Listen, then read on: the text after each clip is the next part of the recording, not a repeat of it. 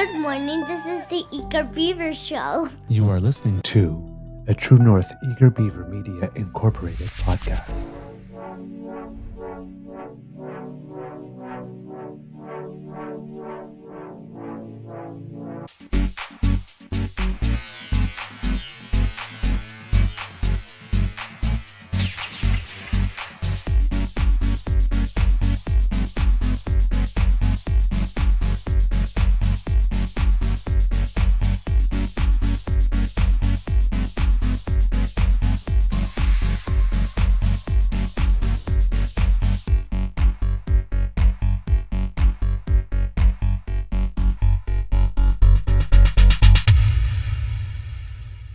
The True North Eager Beaver podcasts are proudly brought to you by our founding sponsors, the Misfit Mysteries from Corvid Moon Publishing, your source for science fiction, fantasy, and cozy mysteries featuring a broad diversity of characters, CanadianTarot.com, your uniquely Canadian online eclectic tarot community, and the Peppermaster, hot pepper sauces made from farm-fresh ingredients to thrill your taste buds and expand your mind.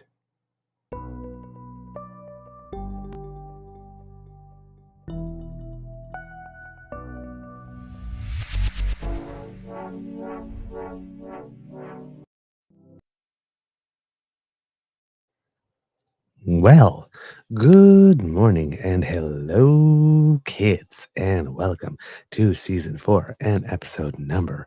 Let's see, this would be 500 and I can't remember 50 or 50, right? Of the Daily Beaver Morning Show here on the Cry-Median Dead Work. Yeah.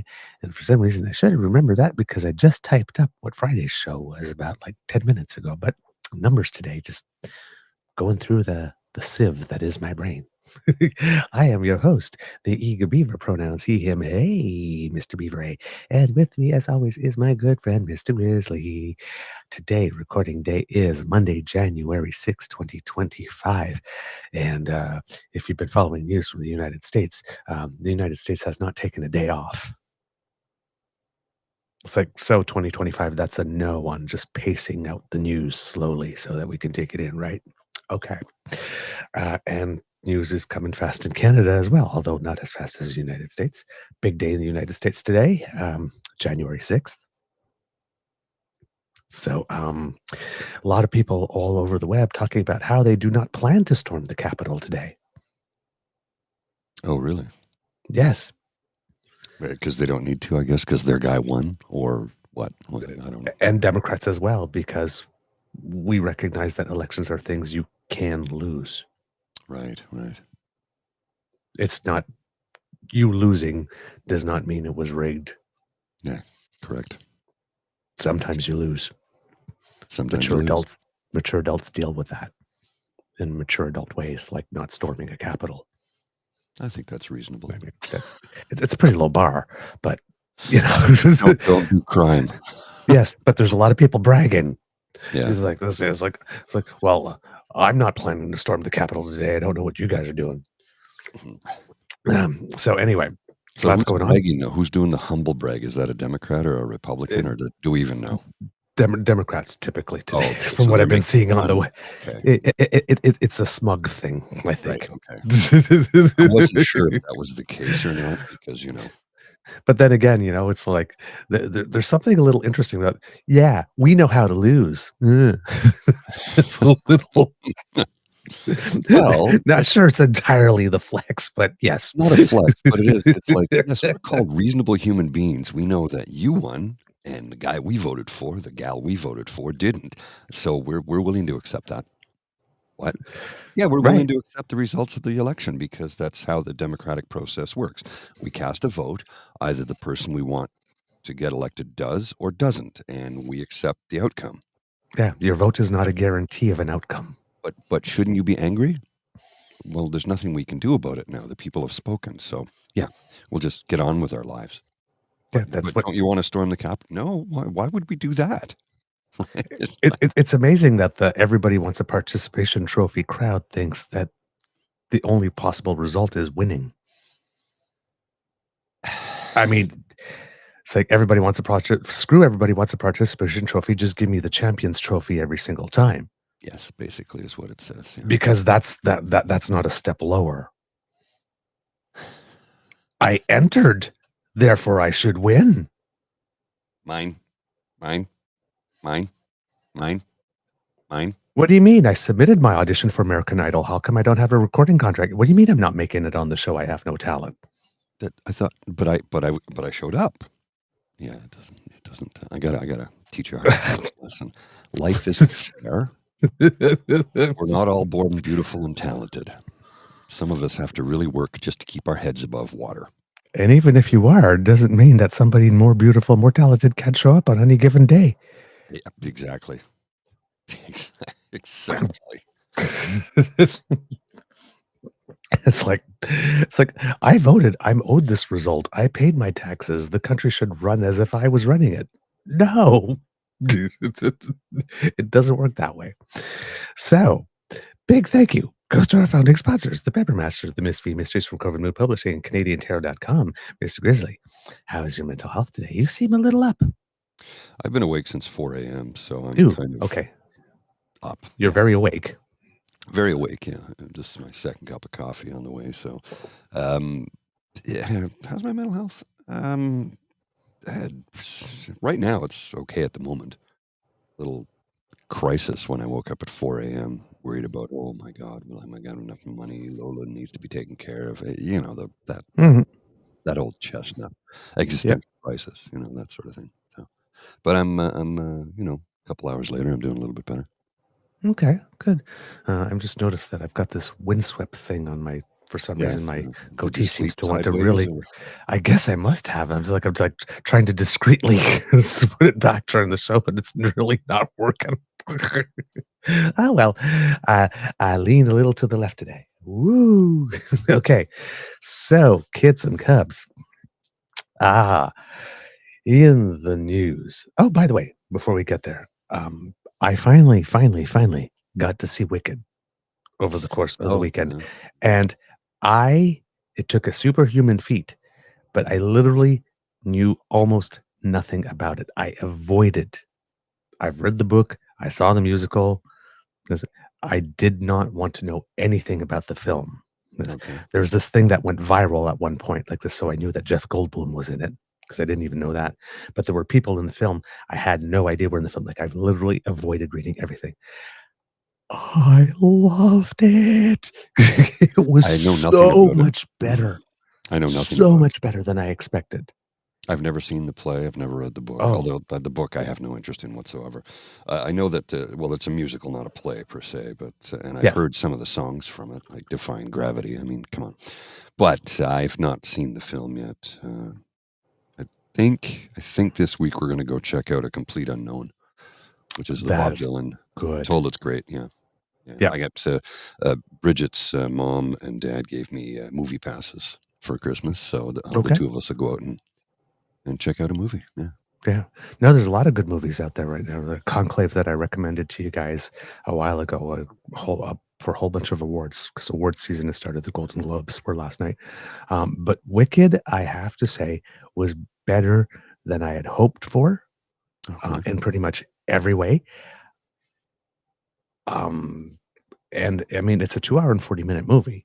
Oh, so it's a bit of a marathon. So it's and it's just part one, right? Because part 2 is coming out next year. It went by like that.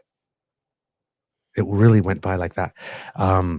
Great performances. Great. I mean, it's just great. The visually, it's stunning.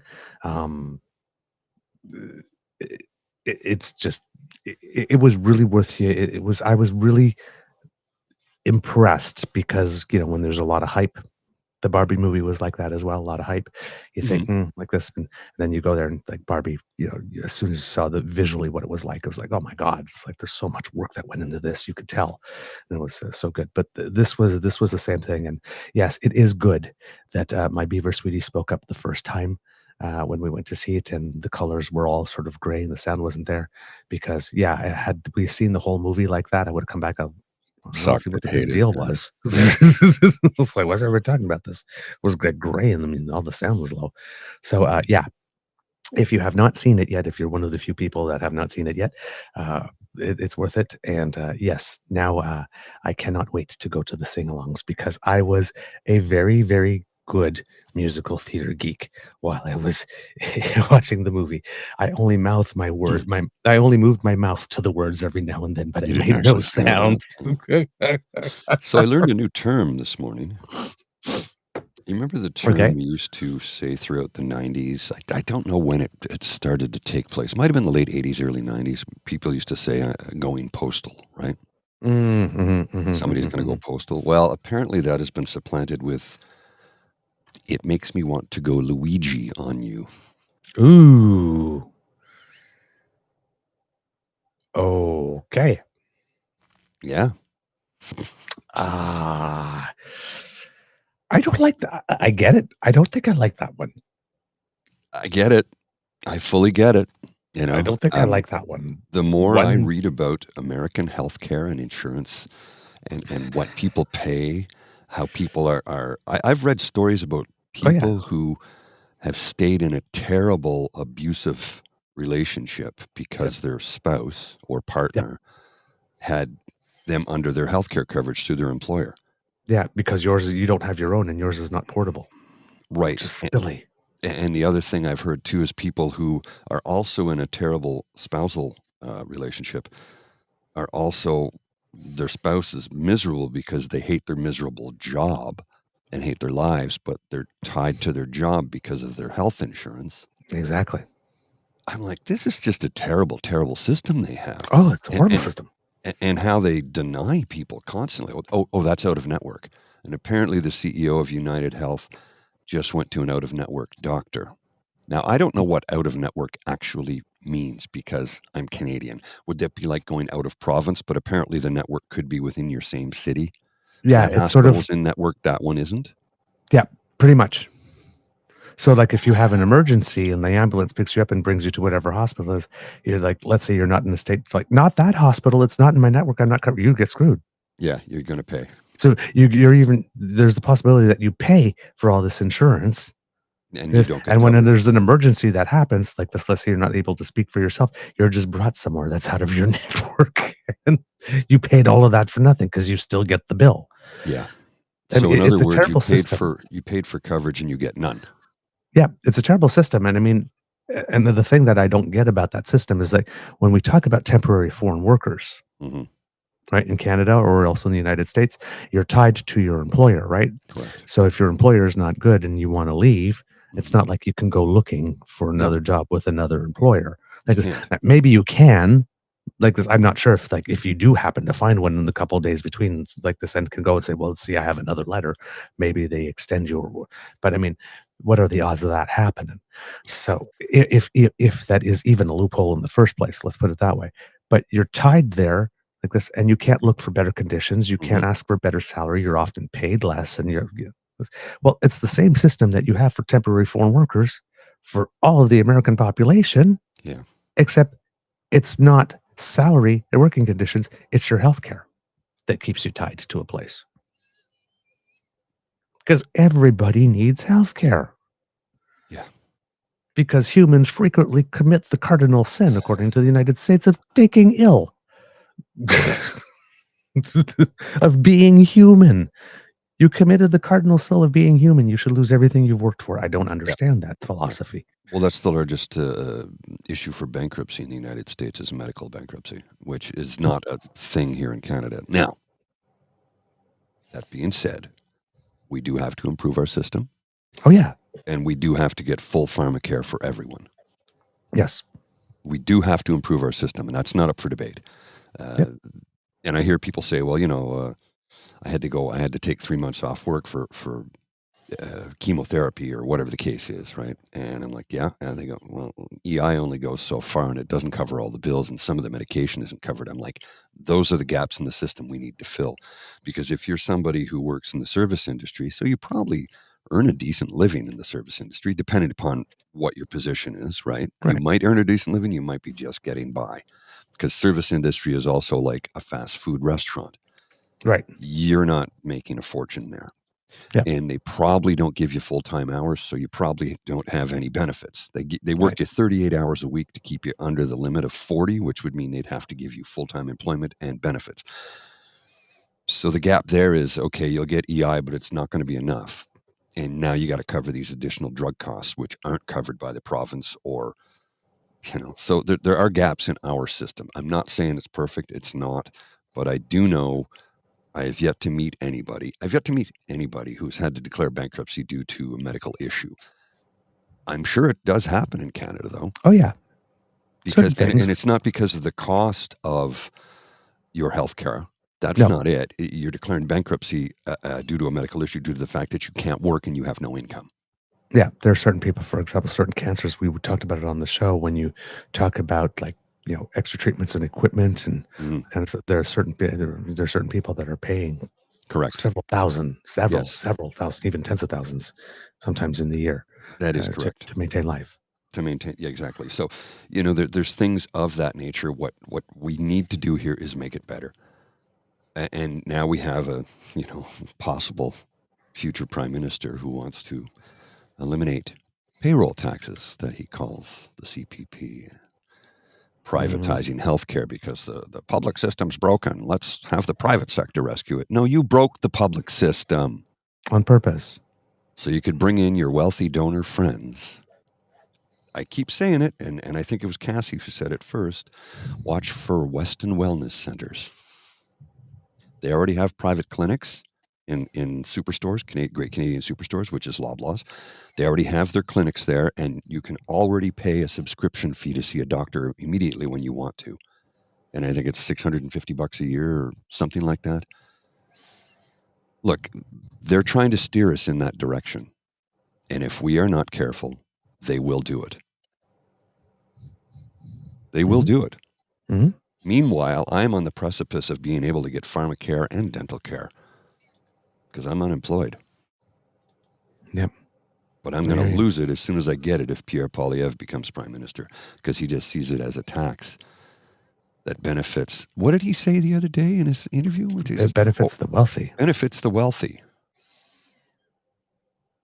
Yeah, it doesn't make any sense. I'm sorry, I'm not an economist and I'm not that smart. I was a construction worker for 29 years. But please explain to me how somebody who earns less than $100,000 a year can suddenly get their teeth fixed and they don't have any health benefits through their employer. And now you can get drugs covered. How is that benefiting somebody who earns 10, 20, 30 times more than I do? Well, see, the way that in Pierre Poilievre's world, reality, which is untethered to any observable reality that we can actually notice here on Earth 1, any money spent on social programs benefits primarily whatever industry. So the poverty industry or the homelessness industry, all those people that it's the same thing as medications, right? I had the opportunity to be on the O Show on Friday. Laura asked me if I wanted to come on and be the first guest of the year. So those of you who didn't have a chance to check that out, please do. But I compared it to similar, drug company. You have an illness, they have a cure that they could charge you several thousand for once.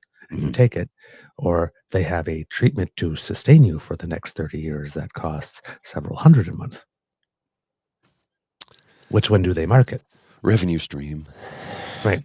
So in this case, Pierre Poilievre's taking that, the populist legitimate upset and anger about stuff like that, and flipping it on its head. It says, well, all that money you're spending for homeless people, it's really going to benefit those consultants that have those conferences and the CEO of the anti-poverty agency that gets paid a six figures out like this, but none of it's actually going to them. And this is, there's no point in spending money on helping them because it doesn't work. Yeah, if he doesn't see an immediate result, the minute he pulls his wallet out, he wants to cancel the program altogether. Yeah. So, and in there we don't include he doesn't include in his calculation the fact that, well, we have been talking about homelessness for X number of decades, and if we just decided that we're going to throw 15 billion or 30 billion at it in one crunch. Boom. We could solve it. But everybody wants to do it 1 billion or 2 billion at a time. Yeah. So. Yeah, well, and that is absolutely correct, because we could end homelessness. Homelessness and hunger, I think, could be ended with $20 billion. And I think that was a global program. I might not have the numbers absolutely correct, but we can solve these problems. We literally can, and we know how to do it. But there's no political will, because the puppet masters that pull the strings of all politicians, and every politician is attached to a string somewhere. Some more so than others, but everybody is tied to somebody somewhere, because the business of politics, and it is a business, like it or not, you have to make deals with people you wouldn't want to have a cup of coffee with, just to ascend to the position where you can start to make the differences. But when you get into that position, you discover you can't make the difference you wanted to make, because now you're tied to this person. Mm-hmm. Kind of like Canada's tied to China for another 21 years. Mm-hmm. And you have a whole group of people who are paid, who exist solely, and who fundraise on the sole. Yes. For having the sole purpose of preventing you from doing that. We want to feed children. There will be someone in the House of Commons who will take the position, we can't do that, and will fight you tooth and nail, and will demonize you for wanting to feed children. That's the other thing, too. It's not like it's smooth sailing. No. Hey, I've got a great idea. Hey, everybody, that's a great idea. Everybody goes, yeah, that's a great idea. Let's do it. Yeah. No, it doesn't work that way. Let's do something nice for kids. By God, you're a horrible person. Screwing over seniors and billionaires like that by giving money to kids. Won't somebody think of the billionaires? Do you want everybody to lose their jobs? You're not giving everything to the job creators. How could you be so careless and not care about Canadians feeding kids? What's wrong with you? When I read about stories seriously, about a child somewhere in the U.S. in some state, because I've not heard about this in Canada, because the school lunch program is new here, and we're one of the only nations in the G20 that didn't have a program of that nature. Mm-hmm. We do now, thankfully, and it's long overdue. But I'm reading stories about how in certain states there's like, this young boy decided to give up all his allowance money to pay for his classmates' lunch debt. That's called perseverance porn, folks. This is not something to celebrate. Mm-mm. This is something where we go, our system and our society and our politicians have failed us. A child should have no lunch debt. There should be no debt to a child when they're trying to eat. Jesus, like it's mind-blowing to me. I know. Children cannot study and learn on an empty stomach. It's that simple. No one and can. Again, if you are purely selfish and fully economic, you need two things for an economy. Yeah. A workforce that is healthy and ready to work, and a workforce that is educated enough to work. Yes. Why aren't you feeding kids and why aren't you supporting education? I just don't get it. I don't understand. And then, of basic course, healthcare. We can get into the whole, how productivity has been rising steadily since the 1950s, but incomes have not kept up pace. Right. We can get into that. I can get into the fact that last year I surpassed my highest earning ever by $2,000. Okay, not 2024, but 2023, because 2024, I don't even know what the numbers will be yet. But 2023, I surpassed my highest earning ever by $2,000, which is not a lot of money. Mm-hmm. And oh, by the way, so that was 2023. And the last time I earned money in that stratosphere, not even stratosphere, but at that level was in 2016. Mm-hmm. So from 2016 to 2023, I was earning prior to the money. Inflation thing. Correct. Less money than I did in 2016. Yeah. Again, like I said, incomes have not kept pace with inflation or productivity. No. And I was working my butt off, and I've destroyed my body in the process. And now I was having a conversation with my mother on Friday morning. Now I'm at a point where she says, so, well, maybe you can get some retraining through EI or something. I'm like, who's going to retrain me? I'm 56. I'll be 57 in July. I've got 8 years left in the workforce. Exactly. You're at that age group where I'm useless now. Right? Many employers see me as just, oh, there's no point in this guy.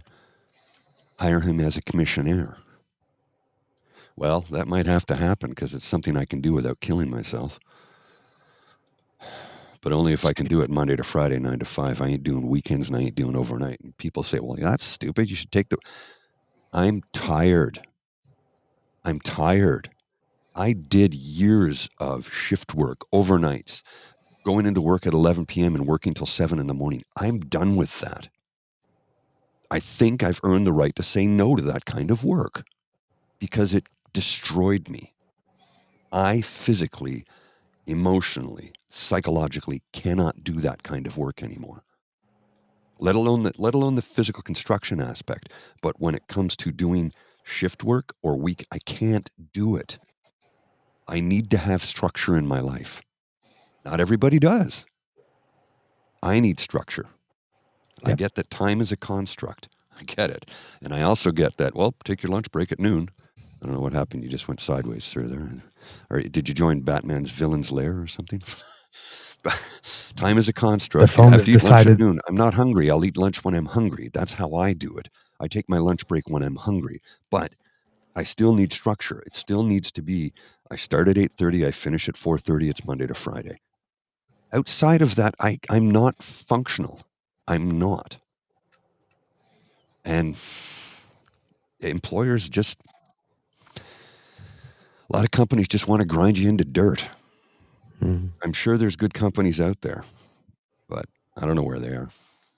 Yeah, I hear you. I hear you, my friend. All right.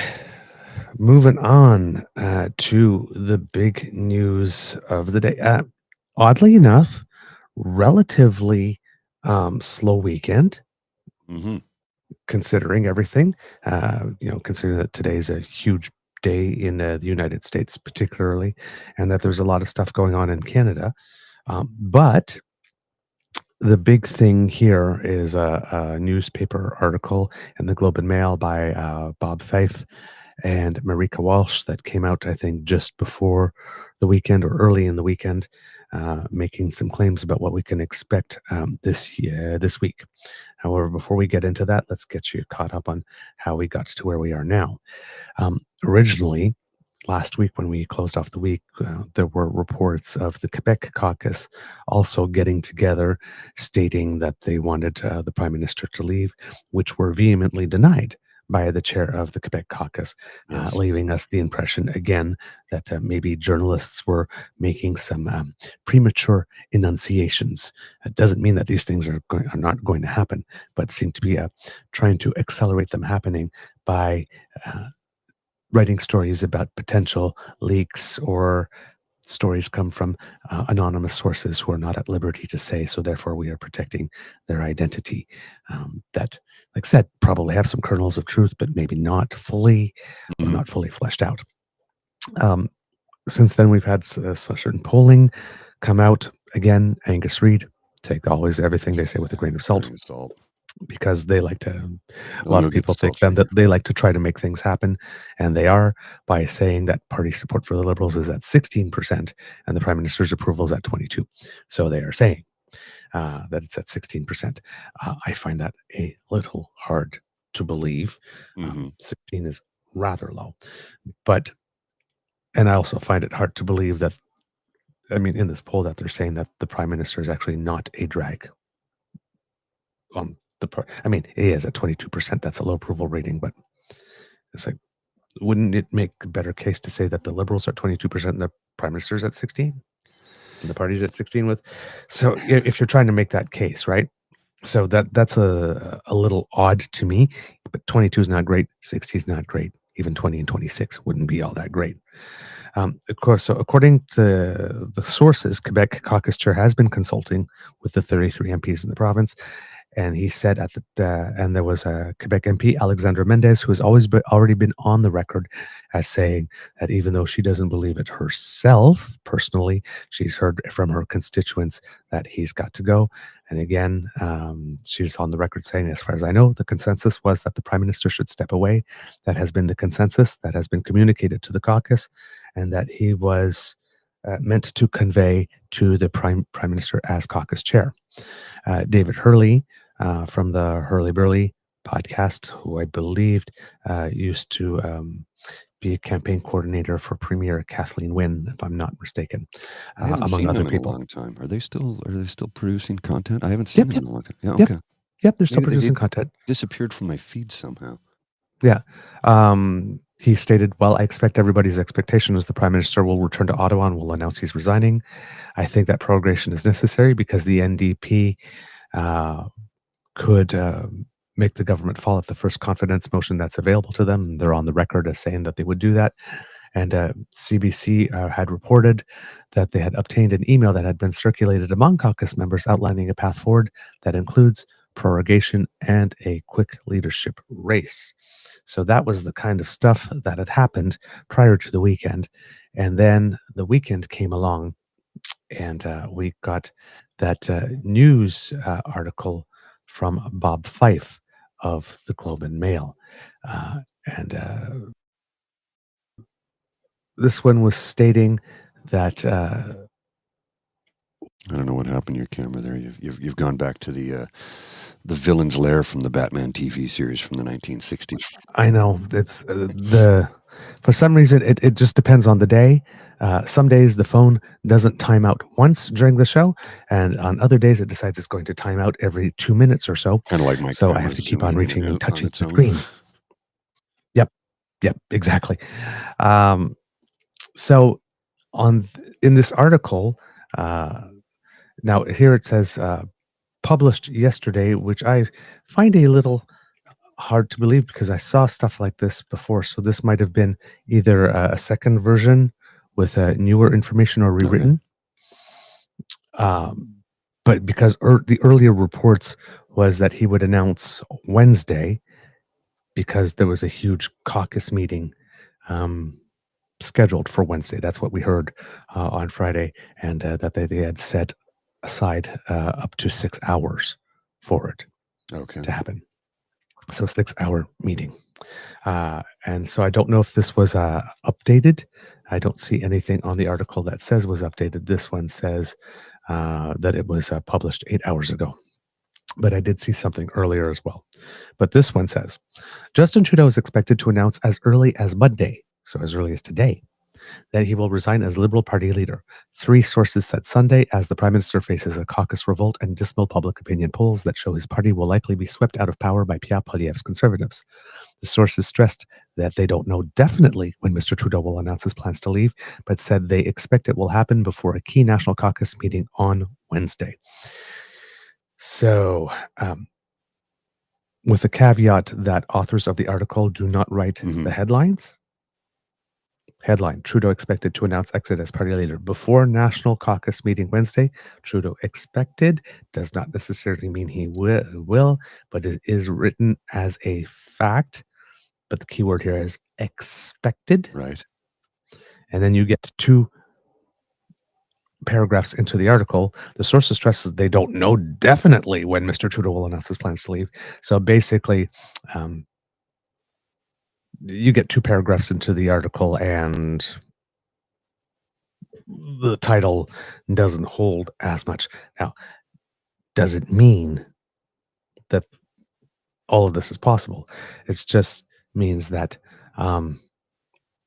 odds increasing that Trudeau will resign on rather than expected that he will. Words matter because they create, for lack of a better word, expectations. And all sadness stems from unmet expectation. And all anger stems from unresolved sadness. So, please stop writing articles saying we expect him to resign because there's a whole segment of the country that really, really do want him. And then you might make them sad. And if he hangs on for an extra week, and then that week, they could become angry. You got to manage people's expectations. Yeah.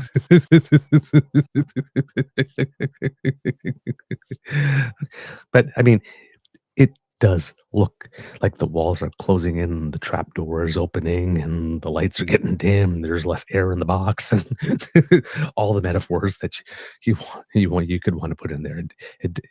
All the neon signs are flashing and pointing this way to the exit. What happens, we don't know. But it still remains a fact. And this is one thing I mentioned on Laura's show, because she was asking, it's like, well, what's next? So does he resign? Is this short leadership race, prorogation? And yes, that's probably the most likely path.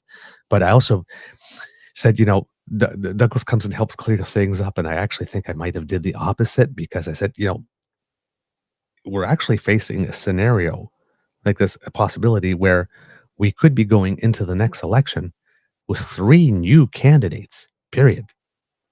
If that foreign interference report comes out and there's something really bad about Pierre and he's got to go, they replace him. If the Prime Minister steps aside, he replaces him.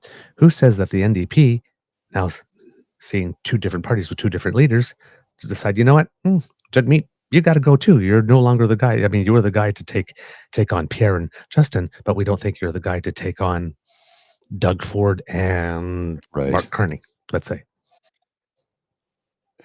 So it is statistically quite possible that we can go into that next election with 3 new main party leaders, and it is still statistically plausible that with the same 3 we got now, because no matter all of this, there's no mechanism other than appealing to his sense of whatever, legacy or self-respect, or aren't you afraid of getting, like, the Prime Minister could not care how badly he loses. Maybe his ego will be quite fine. He knows himself, right? He'll definitely land on his feet no matter what. Yes, but like, some people don't want a public rebuke. Like Harper really thought he was going to win that last election when he went in. Did he ever? Yeah. And he lost. Big time. And he clearly did not swallow it well, because look at everything he's doing at the IDU now. He's trying to destroy democracy. He did not process that loss very well. Let's just say. So in this case, sport. Right, not a good sport at all. So although it is very unlikely we go into the next election with 3 new leaders or the 3 the same, it's still technically a possibility, because there is no way, like I said, if the Prime Minister does determine, says, I don't care what you say, I am the best to lead this. And he could make a case. I mean, Abacus just came out with some data. And they said, if we had all these various leaders, the potentials, Chrystia Freeland, out of all of them, did the best. And they say that she would pick up 52 seats. Well, according to when that poll came out, according to 338 Canada, the aggregator, they were saying that Justin Trudeau would pull in 39 seats. Now, 52 is better than 39, but is 13 seats that much better? I mean, Justin Trudeau could be going like this, wait a minute. And it's like, I dealt with Trump before. I really think I can handle Poilievre. And if you ditch me, I mean, it's like for a maximum of 13 seats before there's even the campaign. Right. Really? Nah, I'm staying. I mean, if you were indicating it would be 100 seats or 115 if I was gone, okay, that would be different. But for 12 or 13 more seats, nah, I'm staying. I'm rolling my dice. Thinking all of this could happen.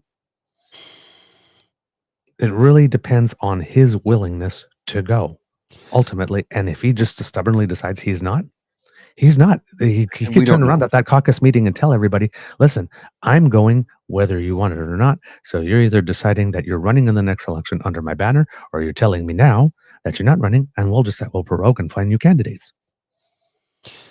I can envision prorogation taking place, and of course the cons will lose their minds. Of course. Which is fine. We'll just remind them that it was done 4 times by Stephen Harper. I actually spoke to a few people the other day who said we think he should prorogue because we don't know what Trump's going to do. He doesn't get in until the 20th. We haven't seen the foreign interference report, which doesn't get released till the 31st. And I don't know a single person who legitimately wants an election in January or February. Yeah. I mean, wouldn't it be a smarter thing to do as a country to let Trump be inaugurated and like wait 4, 5, 6 months, see what it See is what that he actually happens. does, and see what it is that we need to put in the window Like, give him to 90 respond? days at least, people, until we know. We don't know what this lunatic is going to do. No, and we can't even base it on the first time because now, because technically it's an entire lame duck presidency in one way. If we were in the normal order, because he can't get reelected, if we knew Well, he he'll would change step that. down. No, I He'll know change that's that. what I mean in the normal order. But The if it was the normal order, this would be an entire lame duck presidency, Yes. right? Yes. Because he doesn't have the opportunity to come back. So if there is going to be another election, the way that we've always known it in the United States, or if there's going to be an election sort of, Ukraine referendum style, only for show, or no election at all, because he did say, you'll never have to vote again. Right. Right. He said that a while ago. Yeah. Even so, if that's the case, that's one thing. But if it's the other way around, and they're all going to do things the right way, he's got to get stuff done. He's got to actually deliver. And he's already and if he's got and if he is leaving in 4 years, no matter what, or before, right. Not only does he got to do it, and he's got to do it relatively fast, but where's the constraint? He doesn't have to worry about getting reelected. So we could see just as incompetent and shambolic administration as we did last time. Right. And we can strategically position ourselves, outwit him a little bit, whatnot, and then wait for a couple of years. Or he could turn around and really go full madman hypothesis. Well, I mean, and we got nothing for that if he does that. We've got entirely nothing possible. Because he, you know how he's buddy with Javier Milei, president of Argentina. Well, let me show you something. This is disturbing. Argentina's far-right libertarian president Javier Milei, I'm not sure how to pronounce it. Milei, I think. Milei is trying to push through anti-worker labor reform that will increase the workday to 12 hours with no overtime. It will also allow companies to pay workers partially with tickets, not real money, that can only be used at supermarkets or specific designated businesses, so the company store effectively. The anti-worker reform is euphemistically called the Law on Promotion of Investment and Employment. And we do have a source for it, and we can put that in the link. But, who's that in the photo? Well, is that a real photo or is that AI? That's a real photo. Oh, my word. Yeah. Yeah. That's Donald Trump, Javier Milei, and Elon Musk. Who seems to be everywhere.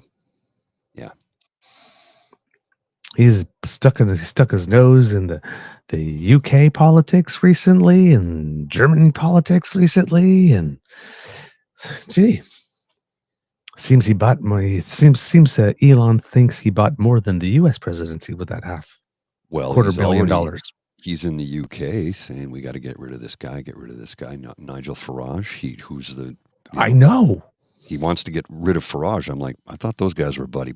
No, well, Farage they were buddy. He's not enough of a until Elon Musk came out in support of Tommy Robinson. Yeah, and Farage doesn't support Robinson, so Farage is not right wing enough.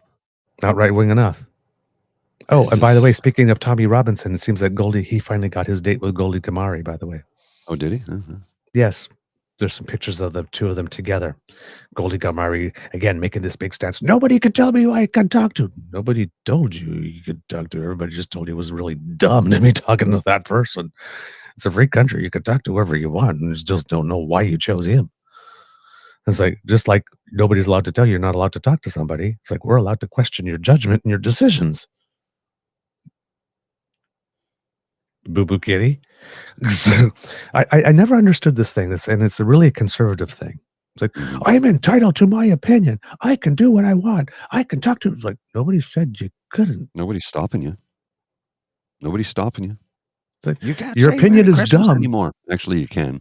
Yeah. It's like you turn around, your opinion's done. You're trying to silence me. It's like, no, I'm No. exercising my right to free speech, just like you are. You exercise your right to free speech to say something dumb. I'm exercising mine to say you said something dumb. I'm not trying to censor you. I'm not trying to stop you. Say all the dumb things you want. You're I just don't allowed. have to listen to you or platform you, though. But I mean, if you say something dumb, the same right that allows you to say something dumb allows me to say you said something dumb. Yes.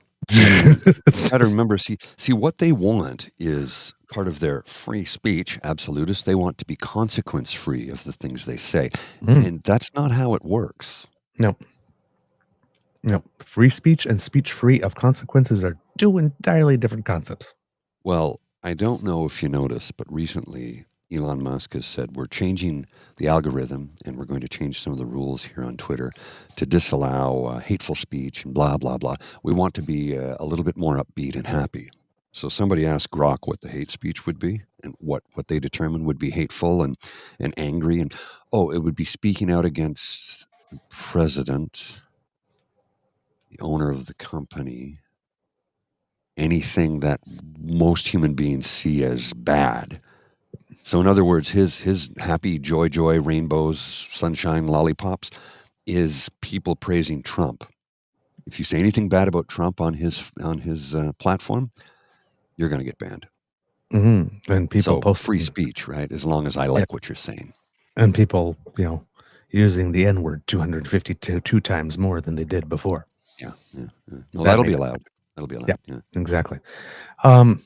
All right. So, according to the article again, one of the sources who spoke recently to the Prime Minister said Mr. Trudeau realizes he needs to make a statement before he meets the Liberal caucus, so it doesn't look like he was forced out by his own MPs. I'm not sure he particularly cares about that, but yes, PR-wise, traditional, conventional speaking or thinking would be, yes, you go out and make a big statement like that a day or two before you go into such a meeting to make it look like you still have control. At this point, I don't think there's anybody that's fooling anybody about control or whatnot. He's not in control of the situation. He's not, but he's got 100% control on whether or not he stays or leaves because them's are the rules. It's just that simple. The three sources said they are unsure about what the Liberal Party National Executive plans to do to replace Mr. Trudeau as leader. They say it remains unclear. This whole article is basically telling people who don't really know or not really at liberty to say or are still unclear about how exactly are saying this is likely to happen. Wow. Okay. The Liberal Party's national executive, which decides on leadership issues, plans to meet this week, likely after the caucus session. On Friday, the Globe reported that Mr. Trudeau's advisors are looking at how he can remain prime minister while a new Liberal leader is selected. A fourth source said on Sunday that they believe that Mr. Trudeau would stay in his position until a new leader was chosen. The Globe is not naming the source, who was not authorized to discuss the private deliberations. So on this one, what they mean is, does the prime minister leave and do they pick an interim prime minister, or does the prime minister announce that he will step down once the leadership race is concluded and continue being the prime minister? So that's the big decision that they're talking about here in this case. However, several MPs have expressed a preference for an interim leader, including Alberta Liberal George Chahal.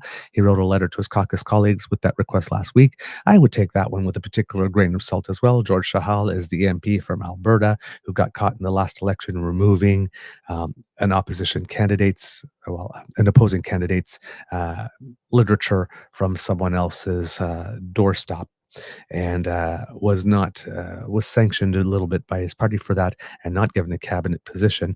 And I think he really believed that he would be getting a cabinet position this time, given that Randy Boissonnault got himself in trouble and there are only two Liberal MPs from Alberta and he still didn't get one. So his sudden going public about the prime minister needing to step down might also have a little something to do with that, and not just the fact that the polling numbers are low. Just a little background information there. Yeah. The party has two options, quote, appoint an interim leader on the recommendation of National Caucus or hold a shortened leadership contest. A leadership contest would require the Prime Minister to request that the Governor General Mary Simon prorogue Parliament, which constitutional experts say is not guaranteed. It's not guaranteed, but it's very rare that a Governor General does not accept the advice of the sitting Prime Minister of the day. Right. But technically, yes, she can say no. And in this case, of course, given that Jagmeet Singh actually made the statement that he would take down the government at the first opportunity, whether Trudeau is the leader or not, assuming that that's not a bluff. And I actually think that it is, and I think that the Prime Minister probably should call it. But assuming that that's not a bluff, then Jagmeet Singh just may have earned himself an October election. Yeah, it's possible. By doing that, it might have been a strategic move to do that, because there's also no mechanism so far in the Liberal Party for a shortened party leadership race, which means that the party brain trust would have to get together and come up with a new process for that and have everybody agree to it. While a shortened leadership race might be in the interest of certain candidates that are already considered to be frontrunners, they may not be in the interest of the other ones. And it would seem that if the leadership race there is to be, that there would be more than a handful of interested candidates, which means a lot of people that are probably not at the higher end of the name recognition pyramid and would probably like a longer run. So if you want to keep everybody in the party happy, right, a short race, maybe what's politically expedient, but may not be what prepares the terrain for the long term to not have bitter divisions in the party as soon as we choose a new leader and have to go into an election under him or her or them. Mm-hmm. So just there's more considerations than just replacing the guy, right? It's how it's going to affect everybody else in the party and how it will either illuminate or dampen their enthusiasm for campaigning come the next election. One of the sources said that the Prime Minister discussed with Finance Minister Dominic LeBlanc whether he would be willing to step in as interim leader and Prime Minister, but the source said that that would be unworkable if Mr. LeBlanc has expected plans for the leadership, because usually it's expected that the interim leader will not run for the leadership, because being interim leader gives that person a leg up because they are seen in the public sphere and in the media as being leader-ish already, and going into a leadership race, a lot of candidates don't want other rival candidates to have that track record or that leg up, something that they can point to. All right. Another source says that it makes sense for Mr. Trudeau to remain as Prime Minister until the leader is chosen so that he can deal with the incoming administration of Donald Trump and his threat of a 25% tariffs, and not mentioned here, the foreign interference report. Yes. A separate Liberal Party source said a leadership race would take at least 3 months, although the party constitution requires at least 4 months. Besides, the source said a leadership race needs enough time to be a true contest. The Globe is not identifying the source, who was not authorized to discuss party matters. So again, let's say the Prime Minister steps down today. 4 months from today is April. If there is a leadership race that follows 4 months, then probably the new leader would probably be given a month or two to have meetings with all the writing executives, organize some stuff, talk to all the MPs, choose cabinet for themselves, announce that. Then there would have to be a speech from the throne, which the government could fall on that. And if there is, then they would have to present a budget, which the government could fall on that. Well, we're starting to get to May, June, before we declare an election, right, which probably for the fall of September, maybe 1 month earlier than October. But it looks like Jagmeet Singh might have engineered himself a fall election in that sense, which probably is not a bad. And this is probably the reason why we haven't heard the Liberals screaming too much about Jagmeet Singh's big plan to take down the government, because it gives them the permission structure to stretch this out now. Because we know that Pierre would definitely call for an election during a Liberal leadership race, because he's just that underhanded and unscrupulous. And it's always been a political convention in Canada that, oh no, it would be terrible for another party to declare an election while another party's trying to sort itself out in a leadership race before they choose. That would be so unfair. That's not Canadian. I mean, everybody needs a chance to set up. And it's like, if you think that this brand of conservatives is any more ethical than Mr. McConnell when he has a chance to appoint a Supreme Court justice, again, may we introduce you, Mr. Grizzly? Do you have that harp sound? May we introduce you into some lovely and interest you in some lovely oceanfront property on the north coast of beautiful, luscious, and green Saskatchewan.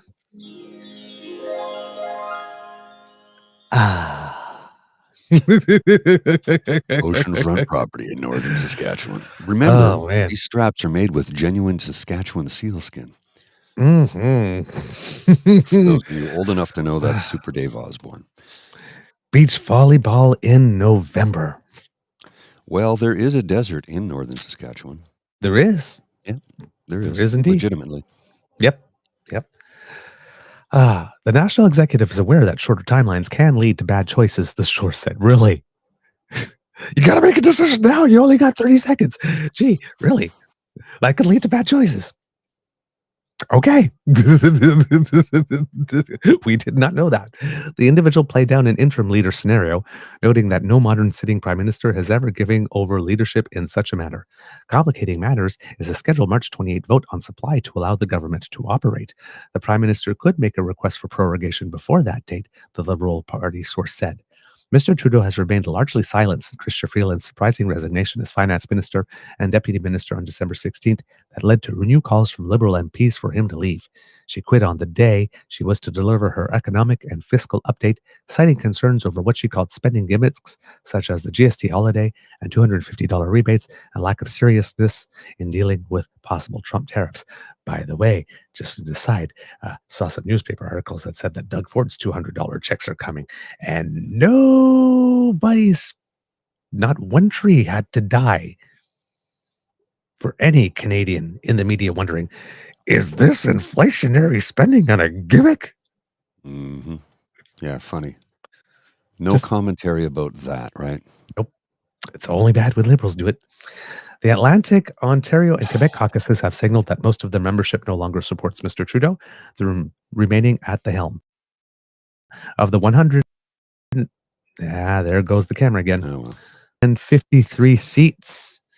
Sorry, now I lost my space. That the Liberals hold in the House of Commons. Those three regions account for 131 of them. Yikes.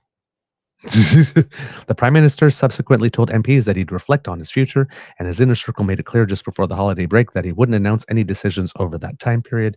But then again, context, remember the last time that they had a meeting and the Prime Minister said that he would think about what he heard. It seems that he thought about it for all of about 86 seconds and said, I'm staying. You might, that the members of the Liberal caucuses of Atlantic Canada, Ontario, and Quebec might be a little more insistent on having a clear answer this time is understandable. That's where that comes from. Though there is no yet firm answer from Mr. Trudeau nor any concrete rules in place for a leadership race, talk of who might replace them and how they'd structure their own campaigns has already taken place. Prior to the Christmas break, the Globe reported that one of the questions that the Prime Minister was contending with was whether he still had the team behind him to stay on as leader. The fourth source, who has been in contact with Mr. Trudeau, told the Globe Sunday that if the Prime Minister steps down, it's not because he doesn't think he's the right person to lead the party, but rather because he came to the conclusion that the caucus is no longer behind him. In the wake of Ms. Freeland's resignation, it was not immediately clear how MPs would respond, given that many in the Liberal backbench were unhappy with her performance as finance minister and advocated for her to be replaced. But the source said that over the past few weeks, report from regional caucus meetings and individual calls between MPs and the Prime Minister's team have made it clearer that he doesn't have the team in place anymore. The source said their sense is that Mr. Trudeau knows that there's no longer a path for him to stay on. Liberal candidates were possible leadership contenders: Ms. Freeland, Mr. LeBlanc, former Housing Minister Sean Fraser, although I don't believe in this case that would be the case. He's already said he's not. Yes. Okay. Foreign affairs, yeah, he seemed to be pretty clear and certain that there was family stuff he needed to take care of there. Foreign Affairs Minister Mélanie Joly and Innovation Minister François-Philippe Champagne, Transport Minister Anita Anand, former central banker Mark Carney, and former BC Premier Christy Clark. There's also, I believe, an MP, Liberal MP named Jim Bayless that's also been touting that he might have some interest. Polls over the past year have shown the Conservatives with a double-digit advantage over the governing Liberals. An Angus Reid survey released Friday suggests that under Mr. Trudeau, the Liberals only have the support of 13% of voters now. It was 16 earlier. But those numbers do change if a new leader is in place.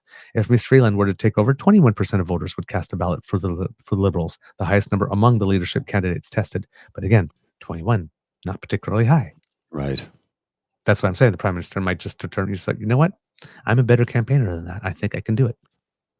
Well, one of the questions I have in my mind is during the Christmas holiday, the Christmas break, because we didn't really see a lot of politicians on television or in the news other than Pierre Poilievre's fluff piece with Jordan Peterson. I wonder if during that time he had a chat with his children and his children said, "Dad, we can't take it anymore." This is I'm posing a legitimate question. Dad, we can't take it anymore, because they see all of the stuff, all the Trudeau. They see all of that. That affects them. They're children. So you got to wonder if they said, please don't, just stop. Yep. You got to wonder. I mean, it destroyed his marriage, and who knows what it's doing to his children. I mean, he would know better than anyone what that kind of hatred launched at your father feels like as a child, because yes, he went through it with his father. Yes. So maybe the rumors of his resignation have to do with the fact that he's just like, well, I got to do this for my children. I've given everything I can to the country, and now it's time for me to take care of my kids. And I think if he does resign, I think that'll be the reason, to be honest with you. And none of the polls, none of the anything will have anything to do with it. I think it has to do with his children. I could be wrong. I don't think I am. Like I said, just as at this moment, and just as good a hypothesis as anything that's out there. Could very well be. Now, there's one party leader in Canada who's talking some actual common sense. Oh, who's that? And that would be, of course, Elizabeth May. According to Benjamin Lopez-Steven, posted on January 3rd, Canada shouldn't have an election with Trump about to take office, says Green leader. Mm-hmm. Green Party leader Elizabeth May says Canada should not go into a federal election. Come on, screen, stop doing this to me. With a second Donald Trump administration about to take office in Washington, an administration that could follow through on Trump's threat to impose punishing tariffs on Canadian goods entering the United States. What happens with an election is that there is only a caretaker rule for whatever government is in place during the time the Trump White House is forming, May told a press conference Friday morning. Do we function best as a country in dealing with a newly inaugurated President-elect Trump if we're in the midst of an election? Probably not. Several opposition parties are pushing to bring the government down at the earliest opportunity through a vote of non-confidence, which would likely trigger a snap election. The Conservatives plan to have the Standing Committee on Public Accounts consider a non-confidence motion in early January and later move it to the House of Commons. So that's that gimmick that the Conservatives were trying when Jagmeet Singh says, "I'm not going to play the Conservative political games," and then Conservative turns around and says, "Well, what about your political games?" And then they say, "We're going to try to introduce a non-confidence motion through a committee." If that is not the very definition of a political game, I do not know what is. Well, I've run across people recently, both online and in person, who go, "We got to get rid of Trudeau. I'm like, okay, but why? Well, all the damage he's done to the country. Okay, please tell me what that is. Tell me what the damage is. I'm willing. I'm more than willing to listen to what you have to say. If you can give me a list of reasons why you think he should go. Well, he's just bad for the country. Okay, but tell me why he's bad for the country. If you can show me a reason why the budget. Okay, what about the budget? What about the budget? Explain it to me. Yep, that's how you know. That's how you know you have a free thinker. Yeah. Look, you can hate the man as much as you want, and I talked to a lot of people about this recently, and I said, but Globally speaking, he is incredibly well respected. He's an elder statesman. There goes my camera again. And I don't know why people seem to think the man doesn't know what he's doing. Like they just continually, he's got to go. He's done so much damage and harm to the country. But what harm? What has he done? Nobody can give me anything. That's what I mean. They've only heard people say he's damaging the country. So he's causing much. What damage? Is like, oh, I don't know. They didn't get that then far. Stop. All I know is that he's bad. Everybody's telling me he he's destroyed bad. the economy and created the carbon tax. Actually, the carbon tax was created by Stephen Harper. The carbon rebate was created by the Liberal government. And I've seen people go like this, prove that. Oh, here's the article from when he announced it. Look it up. And how did he destroy the economy? It's like, that's the other one. Like, okay, how did he destroy the economy? Well, he printed too much money. It didn't. We have lower interest rates than the United States. We have lower inflation than the United States. And last July, I think it was the IMF said where was indicated that Canada is going to have the fastest growing economy in 2025. And we actually engineered the usually mythical and illusory soft landing. Well, and the carbon... Because in my entire life, every time we've had a recession, some governments try to initiate a soft landing, and they've always missed. The Canadian economy is the worst in the G7 because of Trudeau. That is categorically false. Categorically false. There's absolutely no data to support that. No, that's a fantasy statement. There's no data to support that at all. That's wish casting. That's not the case. It really isn't. We're actually... It's stating as a fact something you wish was true so that what you have to say next would hold. But it's not true. There's no basis in observable reality. That particular thought is untethered to anything. Any person who chooses to use their eyes and ears will notice if they do. Okay, so inflation killed my income. Well, let's not get into a debate. Let's not get into a debate. I'm not trying to debate anybody. It's like, it's one of these things. It's like, okay, inflation killed your income. I'm sorry about that, but I don't understand how that is the responsibility of the federal government when inflation is a global thing. And our inflation has dropped recently. It's again, and our inflation never hit as high as almost anywhere else in the world. Go ahead and hate the man if you want. I don't care about that. But bring an actual fact as to why you think he's destroyed the economy in the country. And nobody seems to be able to do that. See, and that's because everybody seems to need to intellectualize their. Like, if you just said he's not my cup of tea, that's fine. I don't care. You don't have to like the man. I don't care. There's no debate on someone who's not my cup of tea. It's like of taste and colors. We do not debate.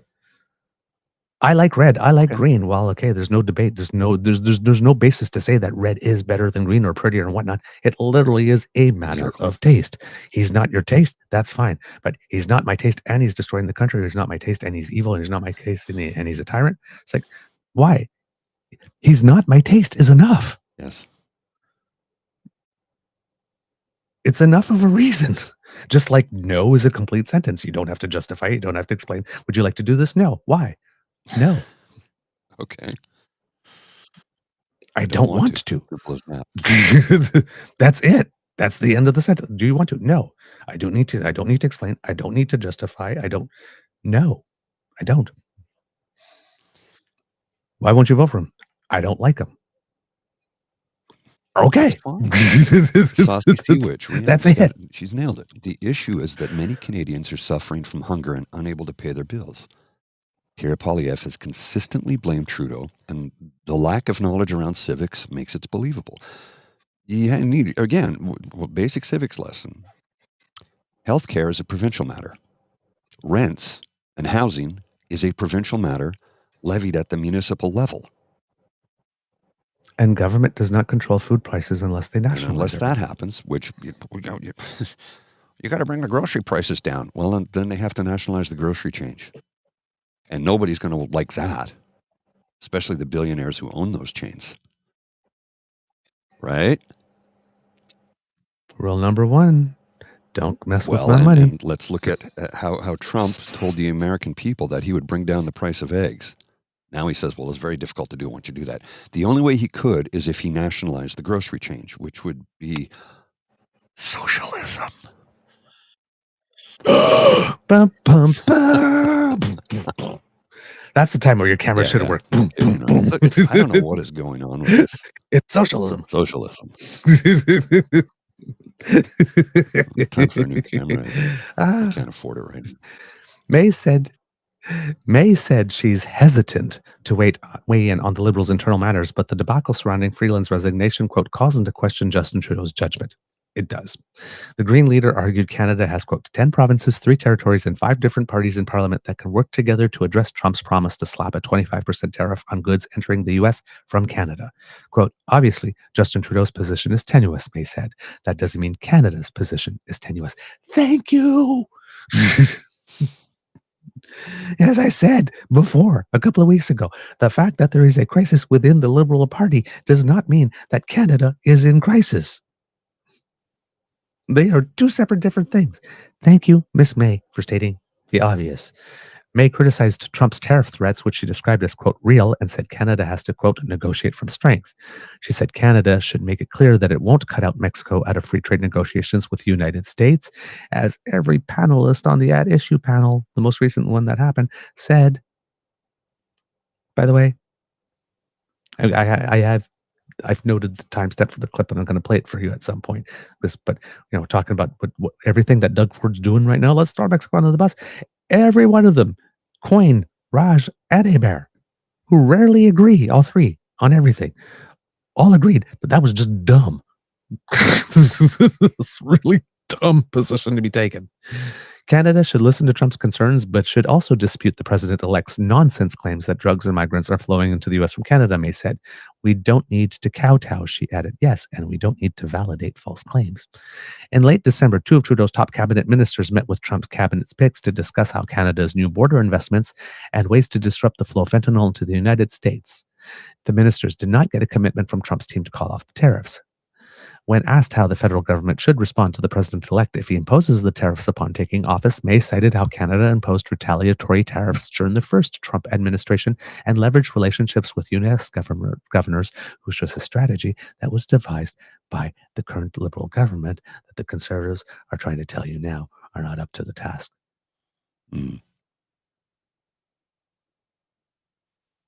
If we're going with proven track records, we have the government that got CETA over the finish line, that got the CPTPP over the finish line, that negotiated a free trade deal with Indonesia, and renegotiated NAFTA, versus the government that signed us on to FIPA and started CPTPP and CETA, but couldn't seem to play well enough with others to actually get them signed. And the party that opposed us having a better free trade deal with Ukraine.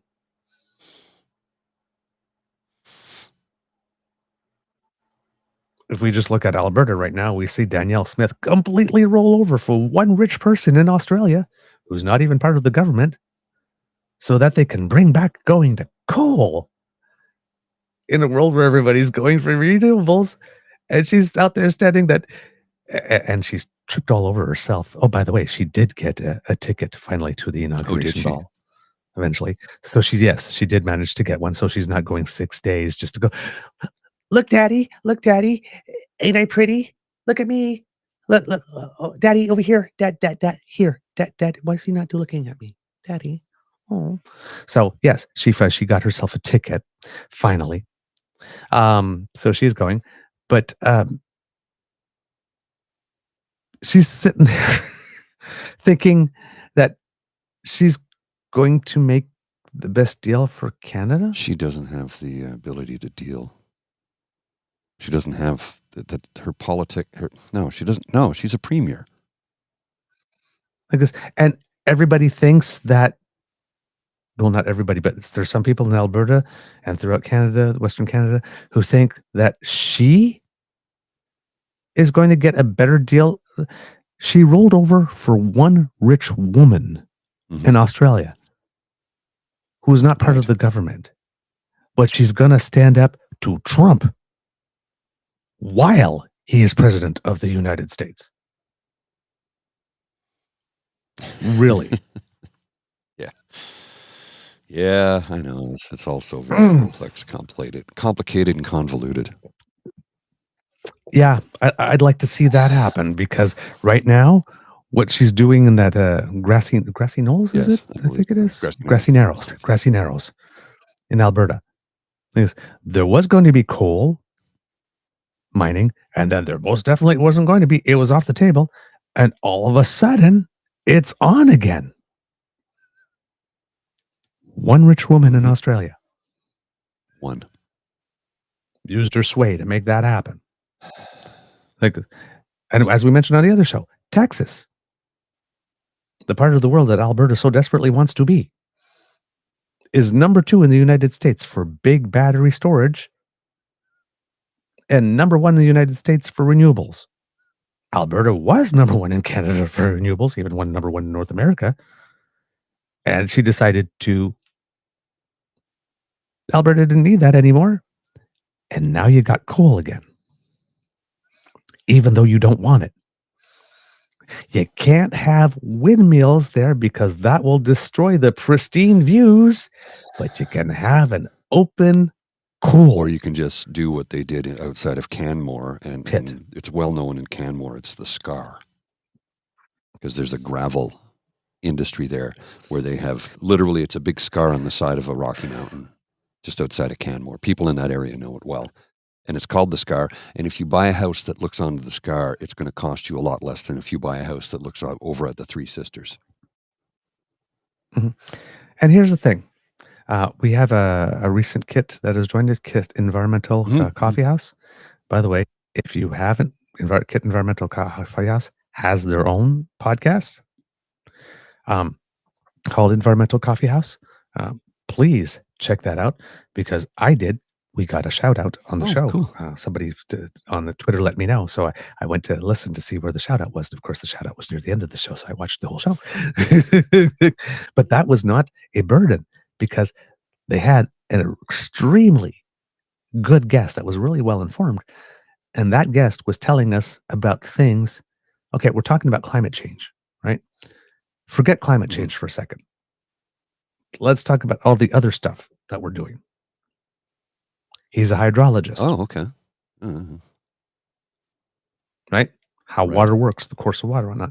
And he's given a whole bunch of examples, right? Like, for example, when you have a garden hose and you put your finger through the opening, what happens? Well, the water comes out faster because you narrowed the passage of water. It's still going to move the same amount. Right? It just has to speed it up as a process. Yeah. Fast speed, like this. And water, I guess, when it picks up a lot of speed, can carry things that it's 9 times its weight. And the faster it goes, the more it can carry. So when you see water carry out a whole car or a house, that's what happened. There was a lot of narrow passages. Okay. Mountains, gravity, water flows fast. This is why we have floodplains that allows collect the water. Trees, when water falls from the sky and hits the leaves and hits the branches and rolls down the trunk going down, it hits the ground much more slowly in a droplet fashion that allows the ground to absorb it. If water just falls straight on the ground, well, that's right, little pieces of ground come up, move, you get soil erosion. Well, an open pit mine, you are disturbing all that ground. Mine, mountain. Well, then they want to. So not only are they bringing back coal, but in a world where we have climate change, they are also organizing it for such a way for the flow of water to accelerate down into every community that's by disturbing the soil. Why? And I knew nothing of this until this last weekend. Like, this project is even worse when you consider the effect on how water flows. We're dealing with regardless of climate change. She only understands money and power. She doesn't understand science and refuses to acknowledge it. Evidenced by the fact that Alberta was leading the country in green renewable energy, and she canceled everything because we don't like looking at those windmills. Hey, I don't like looking at them either, but you know what I do like? But you prefer looking at an open coal pit? Or how about skies that have so much smog you can't breathe?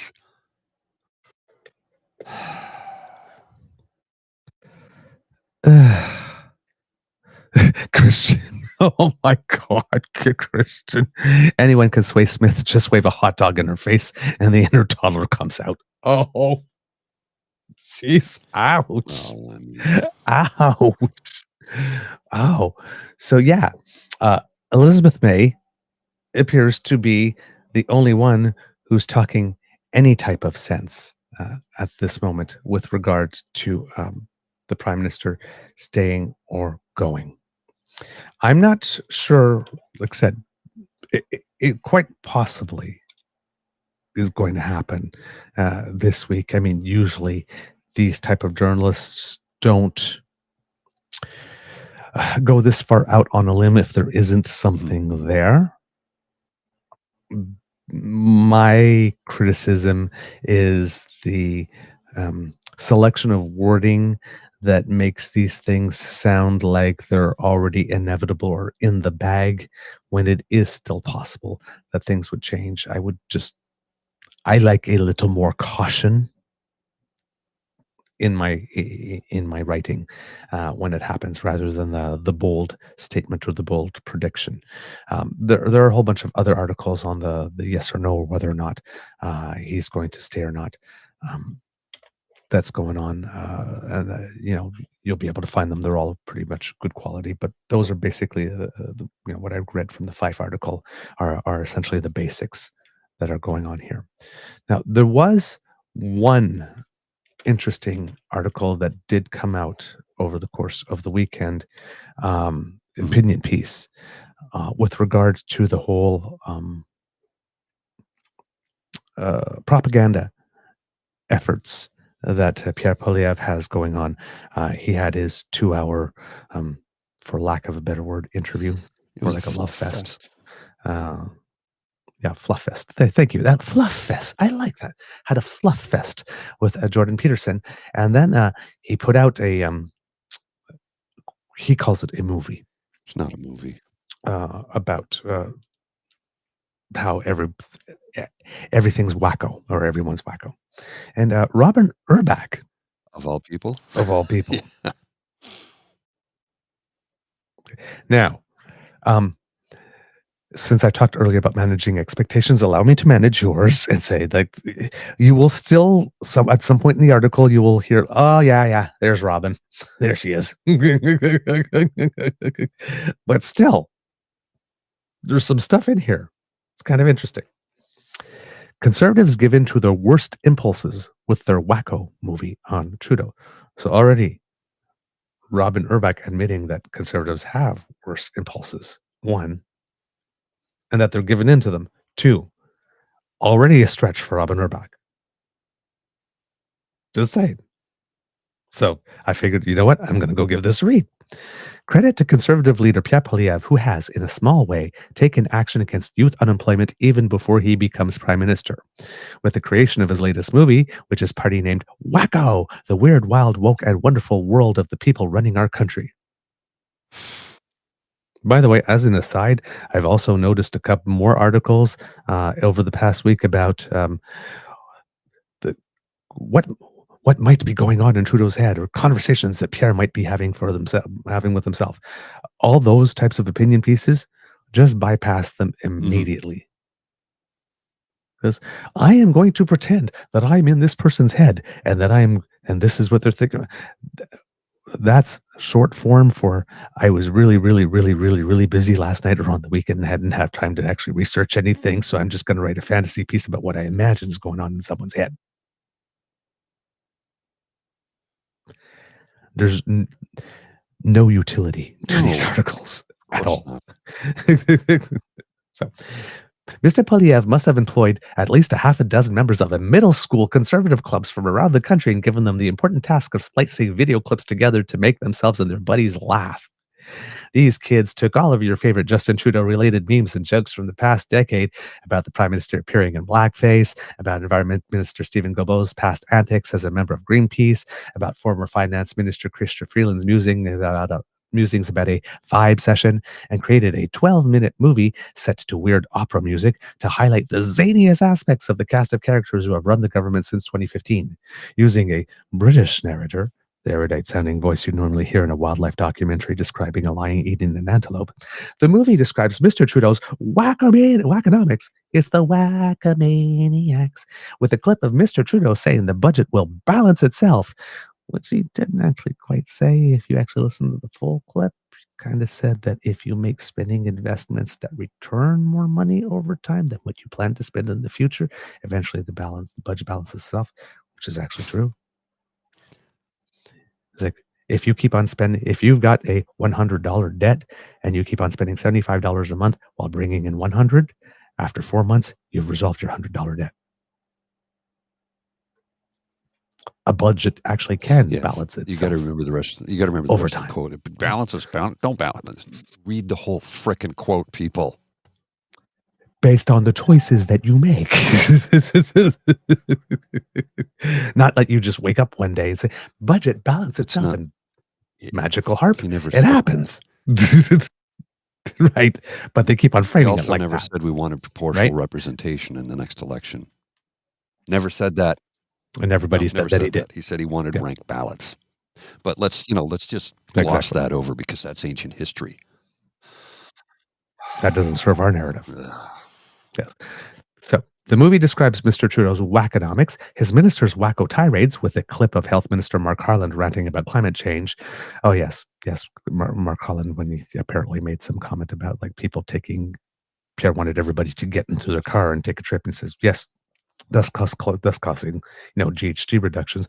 And I'm sure that there was something that came before that or whatnot to give that more context. But when the Conservative show it, they only show the clip of Mark Harland's response and then turn around and says, he's saying that if you drive your car to take your kids on a vacation, that you're a bad person who's destroying the climate. Wah, wah, wah. And I'm pretty sure the reason why we didn't see the Conservative question in the clip beforehand has something to do with why he answered in that way. I would guess. I don't know. They haven't shown us the clip. I can only speculate. Let's see, what else do we have? And ends with a list of inside joke type credits. That list, for example, Black Shoe Polish Limited as responsible for costume design. Oh, so funny. I'm not sure how the Conservatives can both claim to be aghast that Mr. Trudeau wore blackface and joke about black shoe polish, but I'll leave it to members to reconcile. Thank you, Robin Urbach. And she isn't even black, and she sees it. Come on. And she's predisposed to liking them, and she sees it. That should be like Lest I be accused. A light bulb moment, right? Lest I be accused of being a humorless scold. If you're able to look at Black Shoe Polish Limited like this and either chuckle or just like run by it, the problem is probably with your internal settings. Just saying there.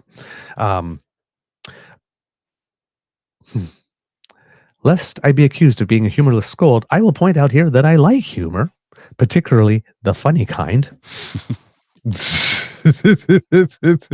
Ouch. This is why there aren't a lot of really popular right-wing stand-up comics, by the way. But I'll admit that I grew bored of the video by about the 3-minute mark. Okay, if you lose Robin Urbach after 3 minutes when she's predisposed to liking you, that's a pretty damn bad video. While I know it isn't nice to criticize children's work. Oh! Excuse me. Sade! Woo! And I know these 12-year-olds probably worked hard to put this video together. Sade! This movie is just a rehashing of the government's most trivial jejune failings. Ooh.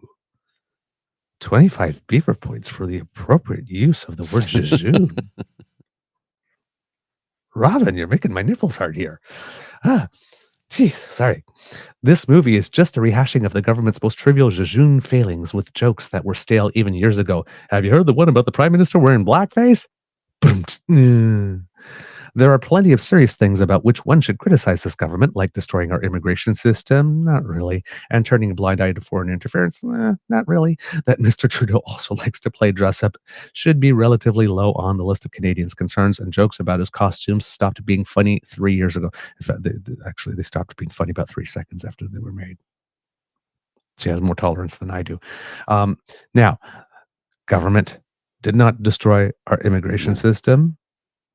Government was maybe too eager to please the premiers, problem, or to avoid criticism from the premiers, but they did not destroy the immigration system. And they have also course corrected to a point that also has the premier screaming, because while they keep on saying the housing's not getting built, you still have Danielle Smith behind the scenes going, but we need to increase our allotment. So, and also the government did not turn a blind eye to foreign interference because, let's say, maybe they didn't act on it as fast as we all wanted to, but when it came time to act on it, the party that's actually been interfering with everything foreign interference investigation is the Conservative Party of Canada. They would not meet with former Governor General David Johnston. Then when it came time to replace him with someone else, they were unhelpful in suggesting names. They have not been particularly cooperative in any way, shape, or form with the current inquiry. They have nothing positive to say about the current inquiry, and at least 10 times they have voted for an election before the inquiry actually delivers its report. So I guess they don't really care about the issue, but they were the ones that were leading the charge to have this inquiry when they thought that the Prime Minister actually would never call one because he didn't want one. But it seems he was okay with one. He tried to have a tidier, less messy process so that we didn't have to wash our dirty laundry out in public, but Conservatives insisted that we do. So did the New Democrats. So we did. And then they've been completely unhelpful. And they've had nothing to say, good or positive, to say about the inquiry. Not like, oh my God, we can't wait for the inquiry report because this foreign interference problem, like we told you before, there was an inquiry, is so terrible that we really need to solve it. And yes, it would probably be better if we did that before the next election. So, those people from China can't help Trudeau win again. Like anybody believes that that's actually a thing. Unfortunately, but so that if we win, unfortunately, yeah, but so that if we win, well, nobody can question, because it actually was the first clear election without foreign interference in such a long time, because the Liberals allowed everything to get so. But they don't want to be able to say that clearly, because they're not cooperating with the investigation. They've got nothing nice to say from, and they don't even want the report to be tabled. Just saying. That said, I understand what the Conservatives were trying to do here. They wanted to create a viral video that would be clipped, shared, and laughed at, and also one that would implicitly convey the message that Trudeau government is shallow, weird, and corrosively eccentric.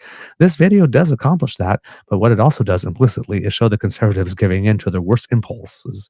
Those cocky 12-year-old prepubescent boy urges to make fart noises with their armpits to make each other laugh. It's like when former Conservative leader did a video where he pointed to a porta potty and said that he was going to make it Mr. Trudeau's next office. It's a fun thing to do when you're winning, after all, and Conservatives obviously are winning. There are numerous reasons why the party under Poilievre is up 20 points in the poll, but an important one is that he took steps early on to cut through the Conservative bubble and talk to Canadians like adults. There's Robin. Yeah, he didn't do that. He's not talking to us like adults. Come on. He's using the hypodermic needle theory of communications. I say it, I inject it into your brain, and it sticks. He's not talking to us like adults. He's talking to us like we're empty suitcases waiting to be filled. Or as they say in French, il nous parle comme si on était des cruches. He realized thoughtful, detailed videos on policy, 15-minute videos, which are a lifetime in the online world, on Canada's housing crisis and economic stagnation. He's tapped into genuine frustrations over the cost of living, about fair wages and generational equality. All that is true. And it's worked. Women, young people, and even unionized workers have migrated their support to the Conservatives, whereas the past several years, in particular of Trudeau government, seems to have been riddled with scandal and chaos. Not really. Mr. Poilievre has managed to successfully project an air of calm and competence.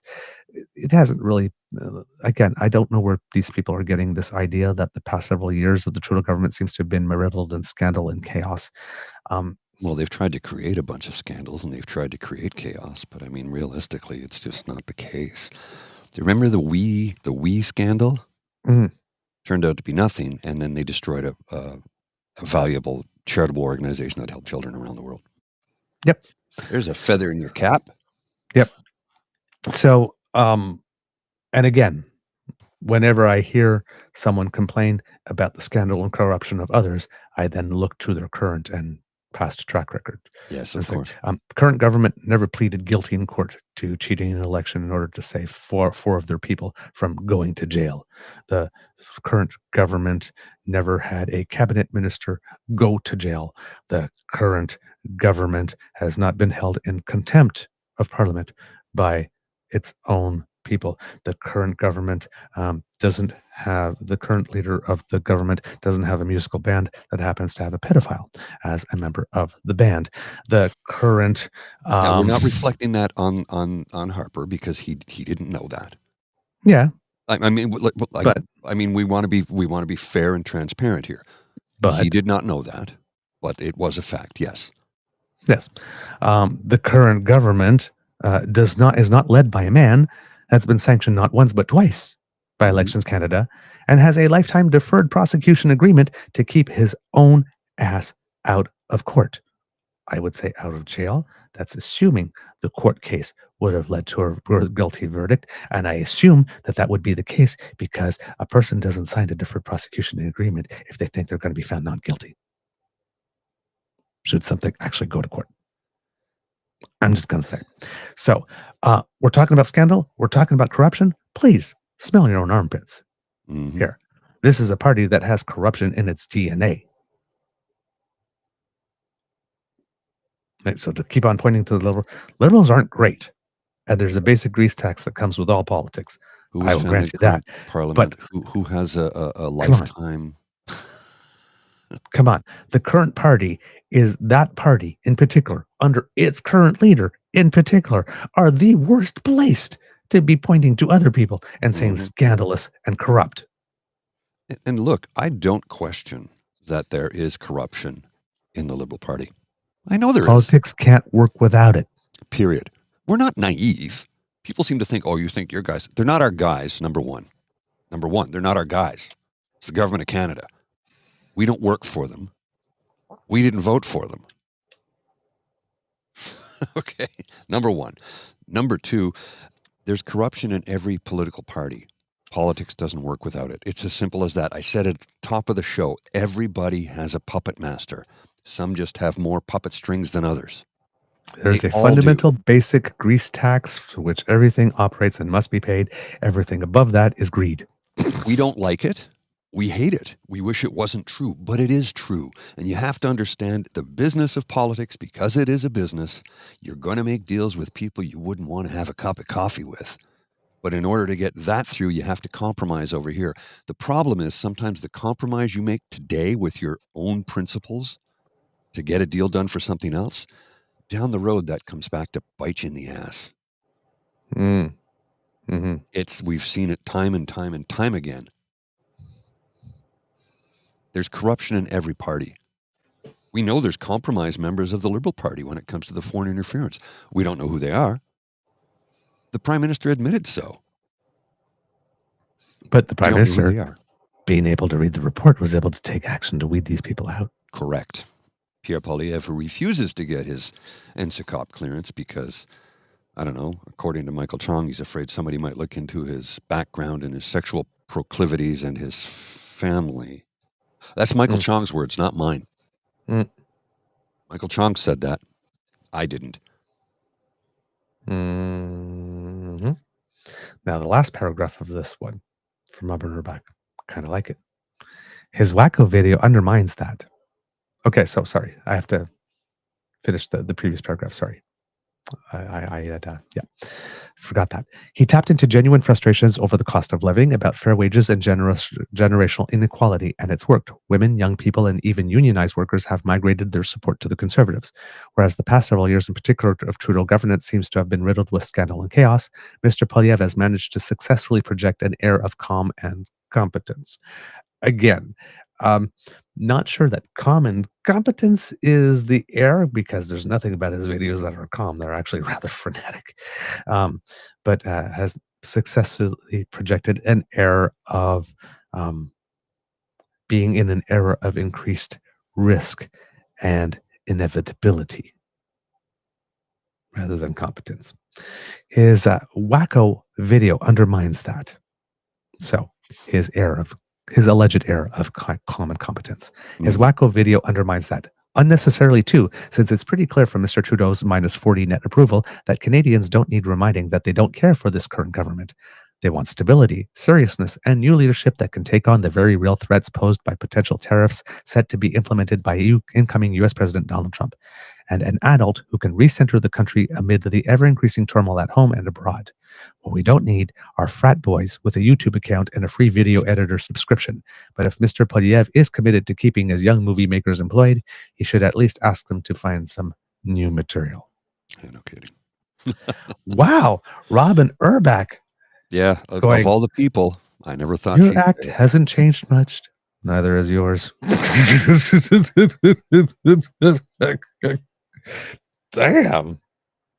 You know, and here, for Robin Urback, because I said there's going to be a couple of times where you guys, there, Robin, there she is.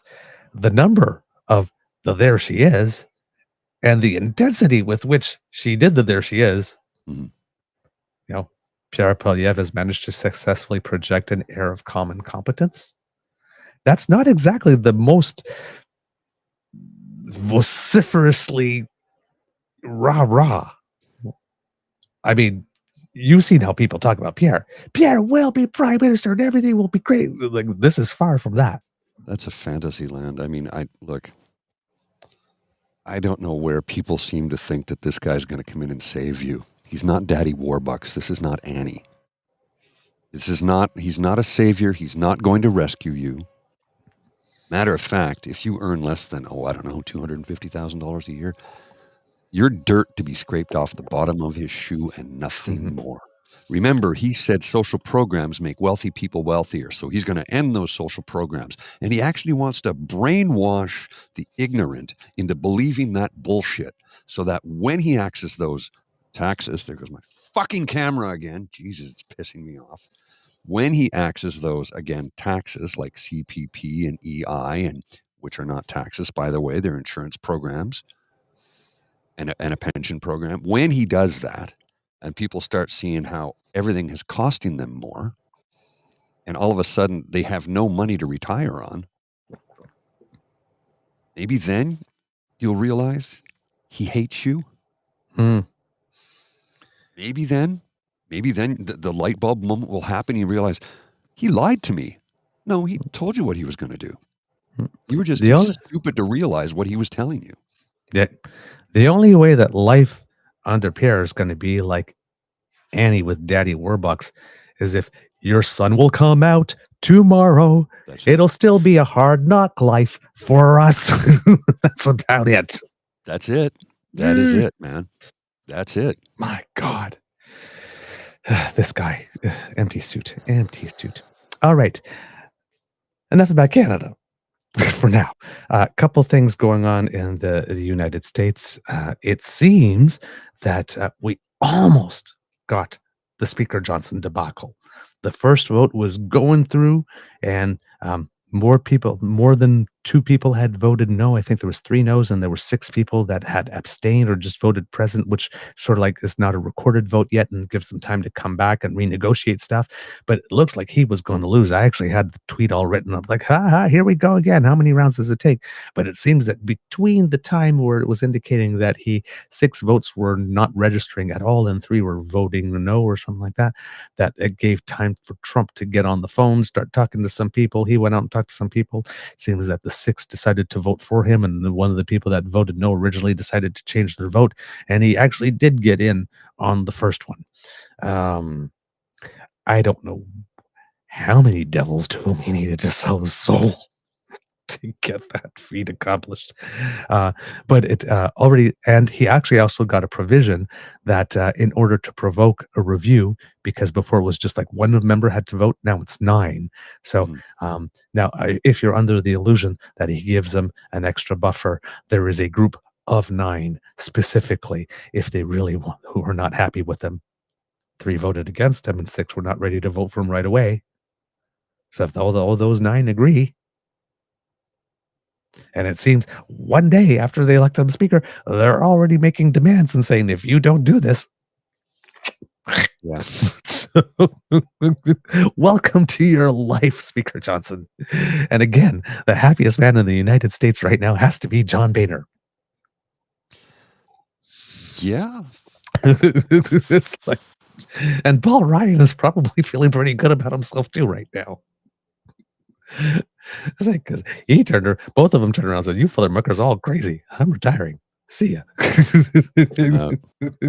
Yes.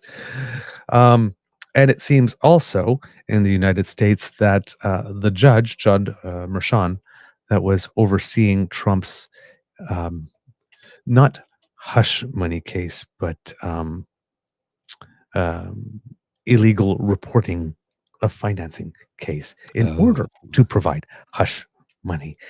It seems that the judge, yes, slight difference. Seems that the judge turned around and was in a conflicted situation in that told Team Trump was asking him to like just throw away everything, vacate the decision and the ruling and whatnot, declare him like not guilty or that the trial couldn't stand, and that, no sentencing and all that kind of stuff. And the judge turned around and said, whoa, wait a minute. I understand that we have this thing that says that you can't try a sitting president and all that kind of stuff. But we also have a principle. We had grand jury and a jury and a whole court case, and the jury did come down with a verdict. I can't just pretend that didn't happen. So there will be a sentencing. It will happen on January 10th, but the judge has already said no jail time. Right? He should be going to jail, but no jail time. In an extraordinary turn, a judge Friday set President-elect Donald Trump's sentencing in his hush money criminal case for January 10th, little over a week before he's due to return to the White House, but indicated he wouldn't be jailed. The development nevertheless leaves Trump on course to be the first president to take office convicted of felony crimes. Manhattan Judge Juan Merchan, who presided over Trump's trial, signaled in a written decision that he'd sentenced the former and future president to what's known as an unconditional discharge, in which a conviction stands, but the case is closed without jail time, a fine, or probation. Trump can appear virtually for sentencing if he chooses. Rejecting Trump's push to dismiss the verdict and throw out the case on presidential immunity grounds and because of his impending second term, Merchan wrote only that, quote, bringing finality to this matter would serve the interests of justice. He said he sought to balance Trump's ability to govern, quote, unencumbered by the case against other interests, the U.S. Supreme Court's July ruling on presidential immunity, and the public's expectation, quote, that all are equal and no one is above the law, and the importance of respecting a jury verdict. Quote, this court is simply not persuaded that the first factor outweighs the others at this stage of the proceeding, Merchan wrote in an 18-page decision. Trump lashed out at Merchan on his Truth Social platform Friday, writing that, quote, it would be the end of the presidency as we know it if the judge's ruling is allowed to stand. No, it won't be.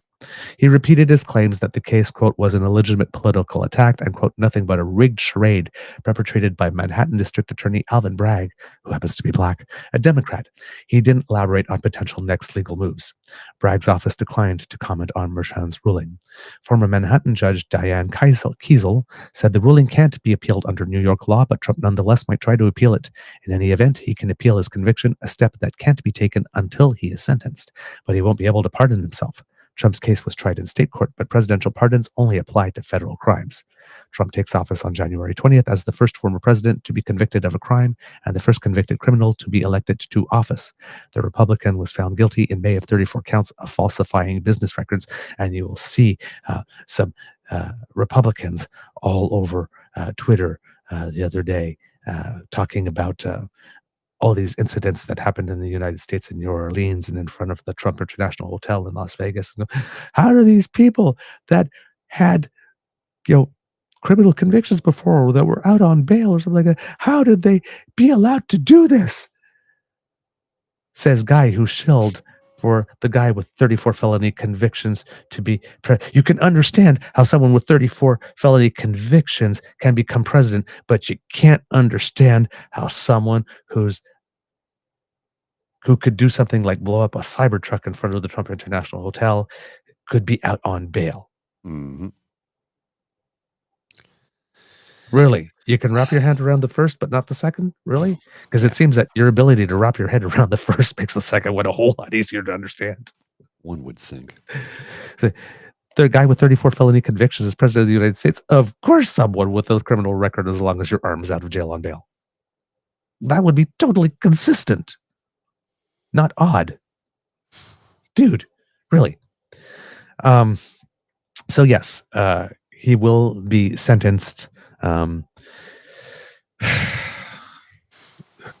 Listen, this is the maximum amount. Well, he can't because it's state, but this is going to be the maximum amount of justice that we're going to get. Now, the only other justice that we're going to get is stuff like, for example, in Florida, it seems that Jack Smith has decided to remove Trump from the case, but the other two, Nada and De Oliveira, will still be tried itself because Judge Eileen Cannon, tried to throw away the case, and they just can't allow that to stand on that ground. So somebody's going to have to appeal that. So they're going through with the other two. The fake electors cases, the fraudulent electors cases are still going through. I think in Wisconsin, there's another case that's going through in which I think they added more charges to the indictments. And of course, Mike Roman, who was working very closely to get Andrew Scheer elected and was Harper's number 2 at the IDU before he was indicted in the fraudulent elector schemes. And this magically vanished from all mention of IDU websites and was no longer the IDU number 2. Just like that. I guess more charges against him. And again, everybody knows that Mike Roman has ties to Andrew Scheer and Stephen Harper, and yet nobody in our conservative Chatham asset management dominated press is asking a question about what's the deal with Mike Roman.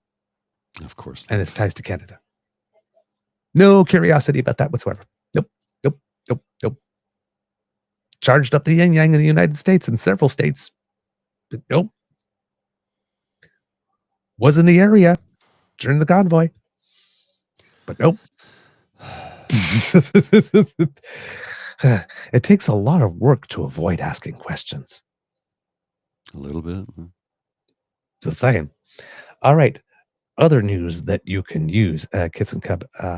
By the way, not that I'm not mentioning it, but it's not technically political. But yes, in New Orleans, unfortunately, there was a man on New Year's Day who decided to drive his rented pickup truck around barriers onto a sidewalk, and as police investigators there stated, tried to cause as much damage as possible. At least 14 dead, several injured. Ooh, high praise. And then they started, looking into his past. Former military officer, I'm not sure if he was still in the military or former, was stationed at Fort Bragg, rented an electric vehicle. And then in front of Trump International, there was a Cybertruck, Tesla, that was smoking and then went kaboom, and caught fire.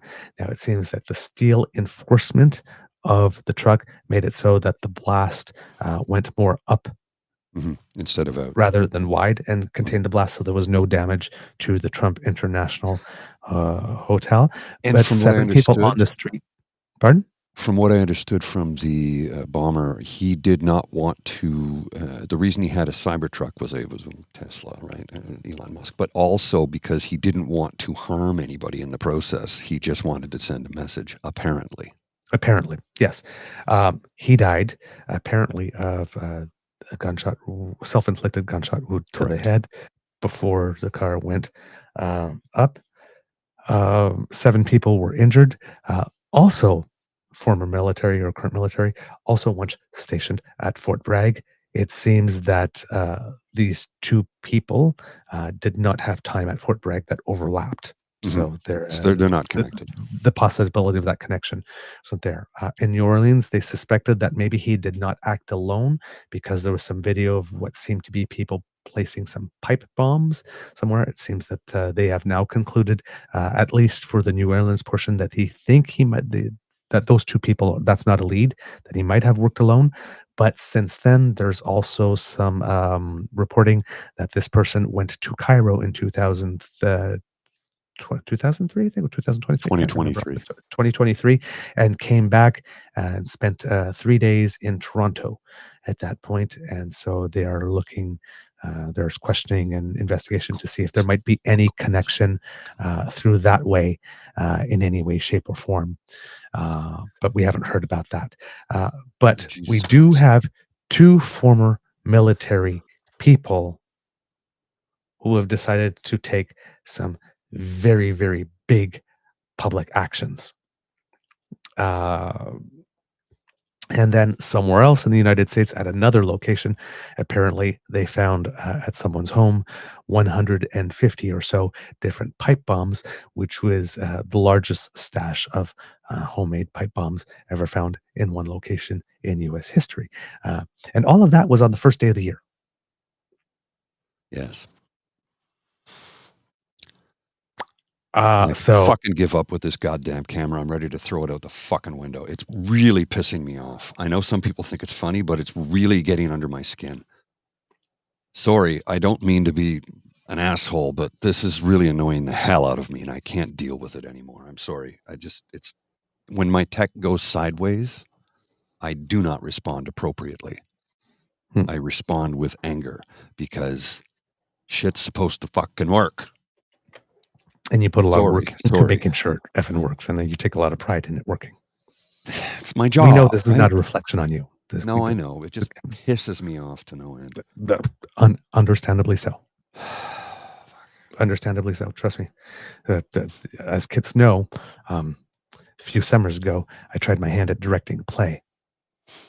That 110 sound cues, because it was about a robot in space. And we had 1 hour for tech rehearsal. Then realized that for some reason, our sound cue things or software happened to be the one piece of software in all of the history of the world that does not work with that particular sound mixer board. Of course, yeah. It's like, and everything afterwards went to pot. And I had a moment, which Mr. Grizzly let me know was not a failure, but I was just not successful in the moment. But I was very, very, very, very, very unsuccessful in the moment and not proud of myself for my behavior in the process. Fortunately, made amends afterwards and everything's all right with my friends. But I almost lost 3 friends as a result of tech going wrong and me not handling it well. So I empathize. To answer some questions in the chat about the camera, no, it doesn't have a facial recognition. It doesn't have any of those things. I've switched everything off and put it completely manual, and it's still doing what it's doing. So I don't know what the hell's wrong. And it's got the latest software update as well. So I have no idea why it's doing what it's doing. It's just temperamental. Yeah, well, it might be time for a new one, and I can't afford it right now. Well, we can fix you up. Don't worry about that. If you need to get a new one, we'll fix you up. All right. So that's the main news. One other little thing I want to mention, because this is financial news that a lot of people might find helpful, because we're in a new year. tax brackets have been altered because in Canada, fortunately, tax brackets are adjusted to inflation. So every year, fortunately, you don't get what's called bracket creep, putting you into a higher tax bracket just because prices of things go up. So for 2025, the income tax brackets are increasing. Federal tax is 15% for earnings up to $57,375, 20.5% for between $57,375 and 1 cent, and $114,750. And 26% for incomes between $114,750 and 1 cent and $177,882. The tax rate is 29% for earners with an income between $177,822.01 and $253,414. Anything beyond that will be taxed at 33%. Your basic personal amount, which is the amount of income that you're allowed to make and will not be taxed federally for the 2025 tax year, ranges from $14,538 to $16,129, depending on your overall income. That's up from 2024, when the range was $14,256 to $15,705. And then for the 2024 tax year, Canadians can contribute to the registered retirement savings plans until March 3rd, 2025. The threshold is going up to $32,490 in 2025 from $31,560 in 2024, as well as any available contribution room left over from previous tax years. Taxpayers can determine their unused RSP contribution room by looking at last year's tax assessment from the Canada Revenue Agency or looking at their online CRA accounts. Now, if you happen to have a tax-free savings account, the contribution limit will stay the same, $7,000, following 2 consecutive years of increases. So that's a little known thing that the Prime Minister has done. But over the course of his tenure, I believe he has raised the contribution limit for TFSAs by $1,500 over the course of his entire term. 1,000 at least, possibly 1,500. Because under Harper, I think it got up to 5,500, and now it's 7,000. Canadians can continue to benefit from this tax-free option to grow their savings without incurring taxes on interest or gains. So that's just a little news you can use for you if you happen to be doing some financial planning this year.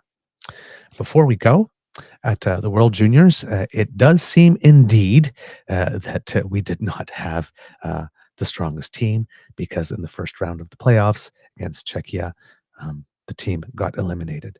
I still do not understand how we beat Finland 4-0 in that first match, given that Finland went all the way to the final and lost. The match needed to go to overtime against the United States, which Finland ended up taking the silver and the United States winning. But if we beat the team that won silver 4-0 in the first match, what happened to the team after? Fortunately, Kits and Cubs, once again, Canada is the land where women are strong and men are pretty. Because fortunately, even though the World Juniors for men have stopped, it seems that there is now a World Juniors for women. I'm not sure if this is new or if it's the first year that it's just gotten some prominence. So whereas our juniors, the World Juniors is U20, this is U18 for women. But in this tournament, where there are a certain number of teams, it seems that Team Canada is doing rather well, I believe, with very convincing victories, I believe, in the first 2 matches I've not seen any of them yet. Yes. I was watching NFL yesterday, so some boring matches too. And then of course the one I really wanted to see was Minnesota-Detroit, and Minnesota got their ass handed to them, 31-9. Yeesh. Brutal. So yes, Team Canada has played 2 matches. The first one against Slovakia, winning 6-2, and the second one against Switzerland, winning 5-1. Team Canada is the only team in their 2 matches to be in double digits on goals scored. Gores. It's hockey, not bullfighting. Better not be getting gored out there, man. That's right. That the gored is getting gored is like a 5-minute penalty, isn't it? That's pretty bad. Five for fighting, I guess. You tell me. So, our women getting the job done so far. At the Canadian mixed doubles trials, the duo of Jocelyn Peterman and Brent Gallant essentially ran a clinic all week long, not losing a single match in the entire tournament, defeating Wow. Rachel Homan and Brendan Botcher in the final. Great trials all the way through. Can't wait for the World Championships. So Peterman and Gallant, if they get enough points in the World Championships to qualify Canada for the Olympics, will be the duo that's representing Canada at the Olympics. And that's been a long time coming for them, because when curling first made the Olympics, the gold medal was won by Caitlin Laws and John Morris, Johnny Moe. But it was Peterman and Gallant that secured Team Canada's spot at a previous World Championships to do that. So this time they actually get to go. Not just earn the spot from Canada, but go. And they get a full year to be playing together as well on this, and going to tournaments and hone their skills to get those points. And it looks pretty sure that Canada's pretty high up in the standings, hasn't actually clinched a place yet, but it would seem that there's enough points that if Peterman and Gallant just show up at a few tournaments and breathe, it'll be enough. Should be fine. It's not, you still have to play the main games and whatnot, but it seems that it will be fine, so that they will be Team Canada in Milano Cortina. The qualifications for the Australian Open have started. Unfortunately, there's only 2 Canadians in qualification, Marina Stekusic for the women and Alexis Garneau for the men. Stekusic unfortunately lost her first round match, so will not be playing in the Australian Open this year. Corey Connors, a golfer, had a very, very good tournament this week on the PGA Tour, and finished in 5th place.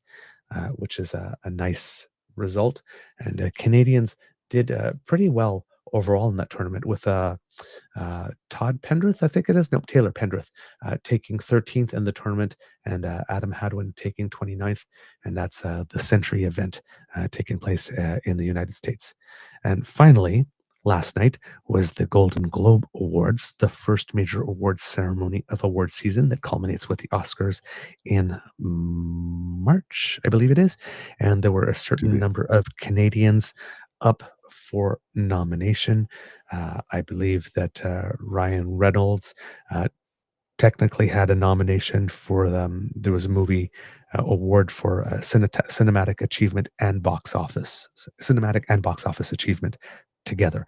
That one went to Wicked because it had 4 Golden Globe nominations, number 1, and major box office.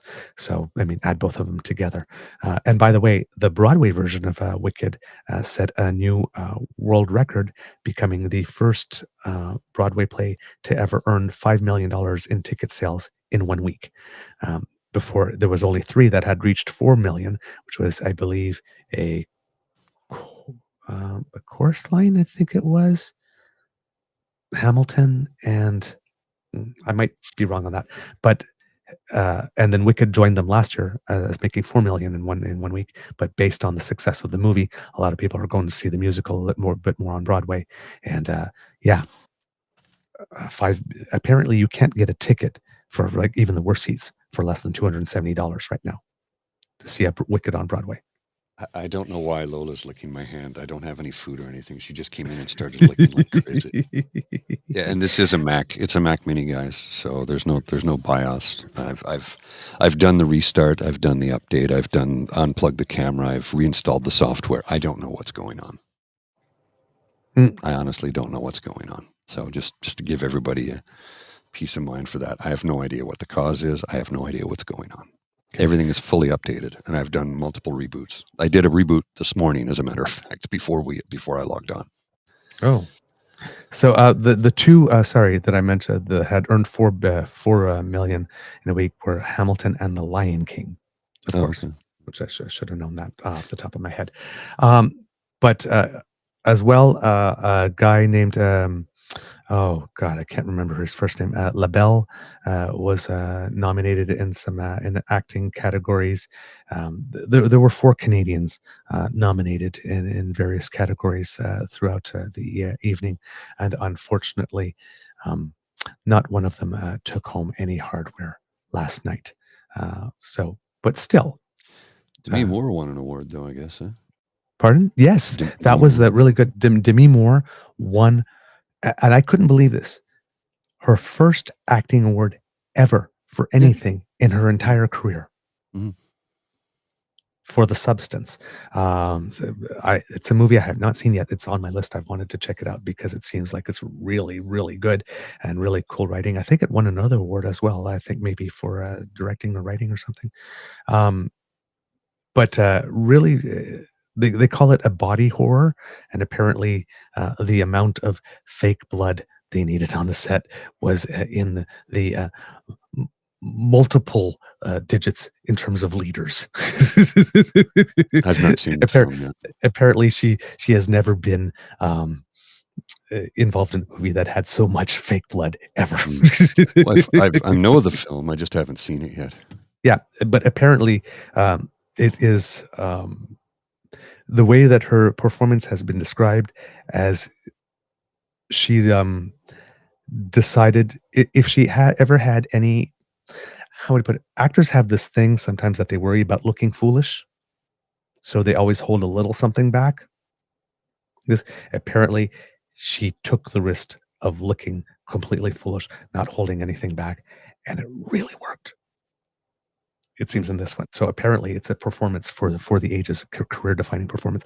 Also, here's one I remember was nominated. Canadian. Pamela Anderson was nominated for an award. Apparently there's a small independent movie called The Last Showgirl where she plays like the last Vegas showgirl. And apparently it's a pretty gritty, emotional drama about working class people in Las Vegas and the downfall, whereas the showgirl used to be like the icon, the Vegas showgirl, and now it's like nobody cares.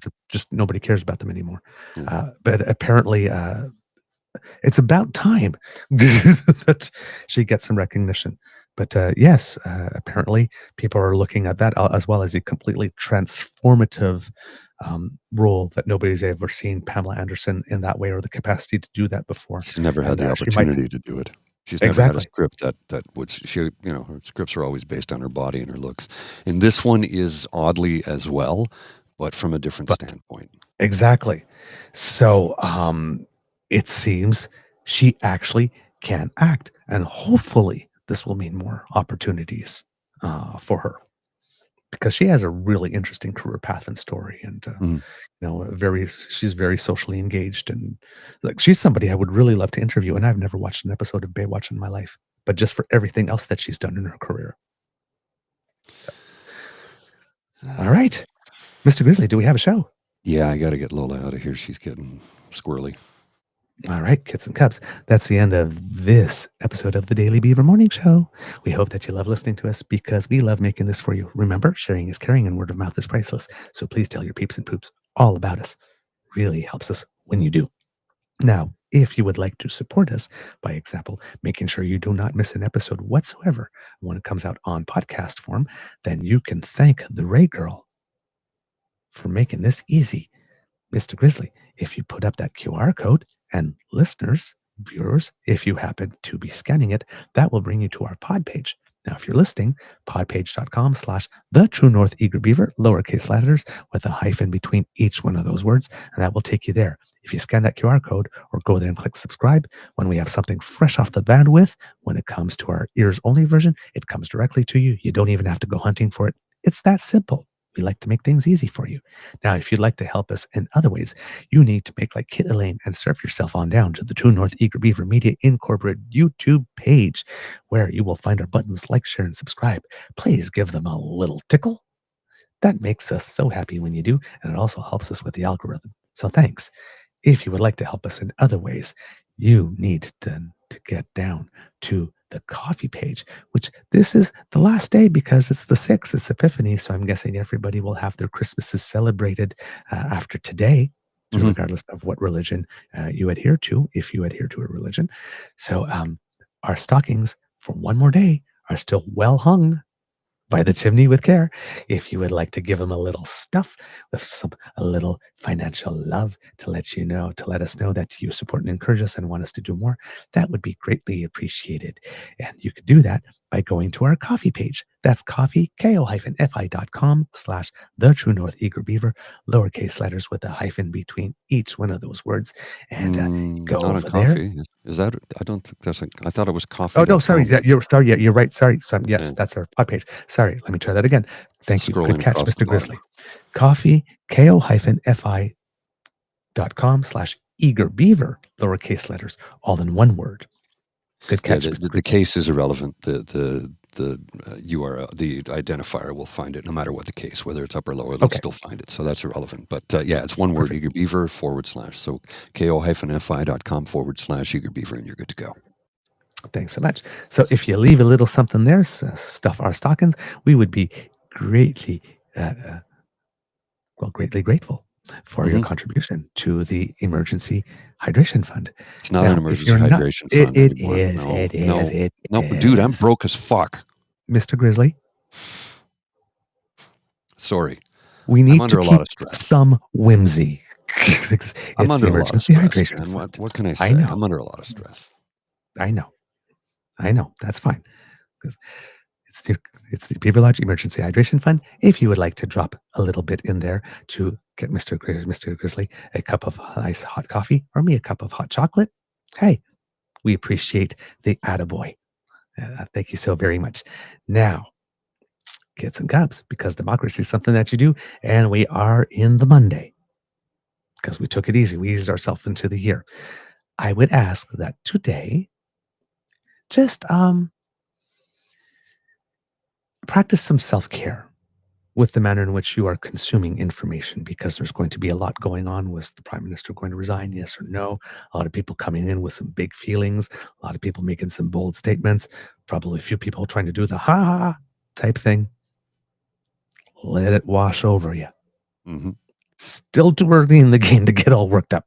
But so just practice a little self-care in when doom scrolling, so that you don't get discouraged before we actually need you to step in to take some action this time, because it's going to be a long fight.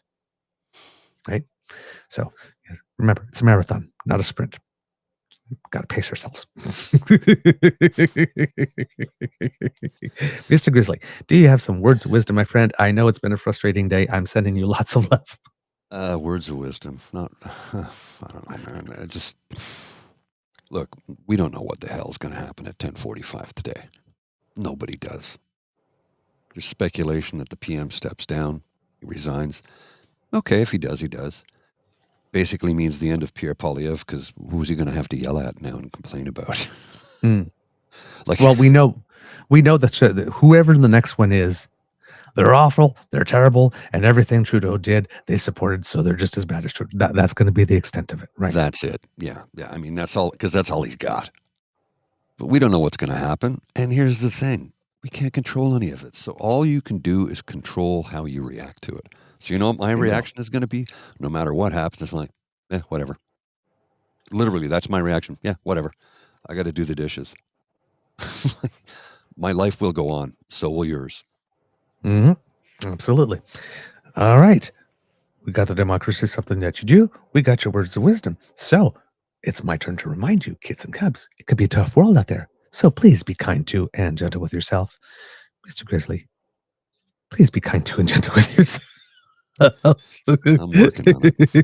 It's not even 10 a.m. yet. It's a long day ahead. Got a lot of work to do. And we definitely want you back tomorrow. But I am sending you the love because, I have been known to use a couple of colorful epithets when my tech didn't work either. A couple of them sometimes have slept through because the mic I forgot to turn off the mic or the camera before I said them. The kids got them a couple of times. So we're only human. I haven't eaten breakfast yet. I'm getting very hungry because I've been up since 4 a.m. So I'm getting a little hangry at the moment. So I'm going to have a bagel and then take Lola out. Right. Mr. Grizzly, please cue the cock. You are listening to a True North Eager Beaver Media Incorporated podcast. The True North Eager Beaver podcasts are proudly brought to you by our founding sponsors, the Misfit Mysteries from Corvid Moon Publishing, your source for science fiction, fantasy, and cozy mysteries featuring a broad diversity of characters. CanadianTarot.com, your uniquely Canadian online eclectic tarot community, and The Peppermaster, hot pepper sauces made from farm-fresh ingredients to thrill your taste buds and expand your mind. We are grateful to the Crier Media Network for its support, Pete Jarvis for our artwork, and Paul Joseph Something for our opening and closing sequence music.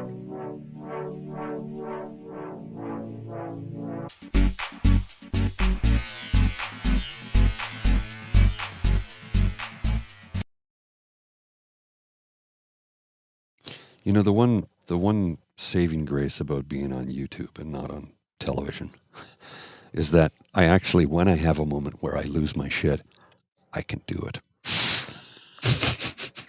I don't have to bottle it in or keep it in. I can actually let it out, which is healthy. It's not always ideal. It's not always graceful.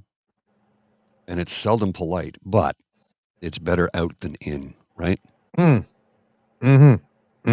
So with that, I have to share two things with you to give you an idea of the directivity of Twitter. So this was Elon Musk, 7:13 p.m., December 29th, 2024. Please post a bit more positive, beautiful, or informative content on this platform. Okay, and just yesterday, Elon Musk is rapidly becoming the largest spreader of disinformation in human history, hijacking political debates in the process. The EU must take action. And Elon Musk's response, F you, R word. I know. But Elon, you said this. Please post a bit more positive, beautiful, or informative content. Oh, I get it. I understand now. Beautiful, informative, and positive content about me. About me. And what I believe in. Yeah. So he's torpedoing the company. I mean, I don't give a shit. I don't pay any money for Twitter. We still use it. We still have accounts there. We still have people watching us there. We'd love for you to migrate over to our YouTube channel. That would be wonderful. If you could migrate over to our YouTube channel, that would be great. Continue to watch us there. And yeah, that'd be wonderful if you could do that. I've got it across the bottom of the screen. It's youtube.com/@ True North Eager Beaver Media. You can find us there. Join us the channel. Subscribe. We have content 5 days a week, and we're going to get back to doing our shorts that we have sort of gotten away from for members, exclusive content for members. Just it's Christmas season and all. It's a little bit crazy, and we're busy and trying to make things work. But anyway, yeah. Content. Elon approves it if it is approving of him. Wow, eh? Yeah. It's the world we live in. I'm afraid it is. It's the world we live in. All right. Have a beeferific day, everyone. I'll see you.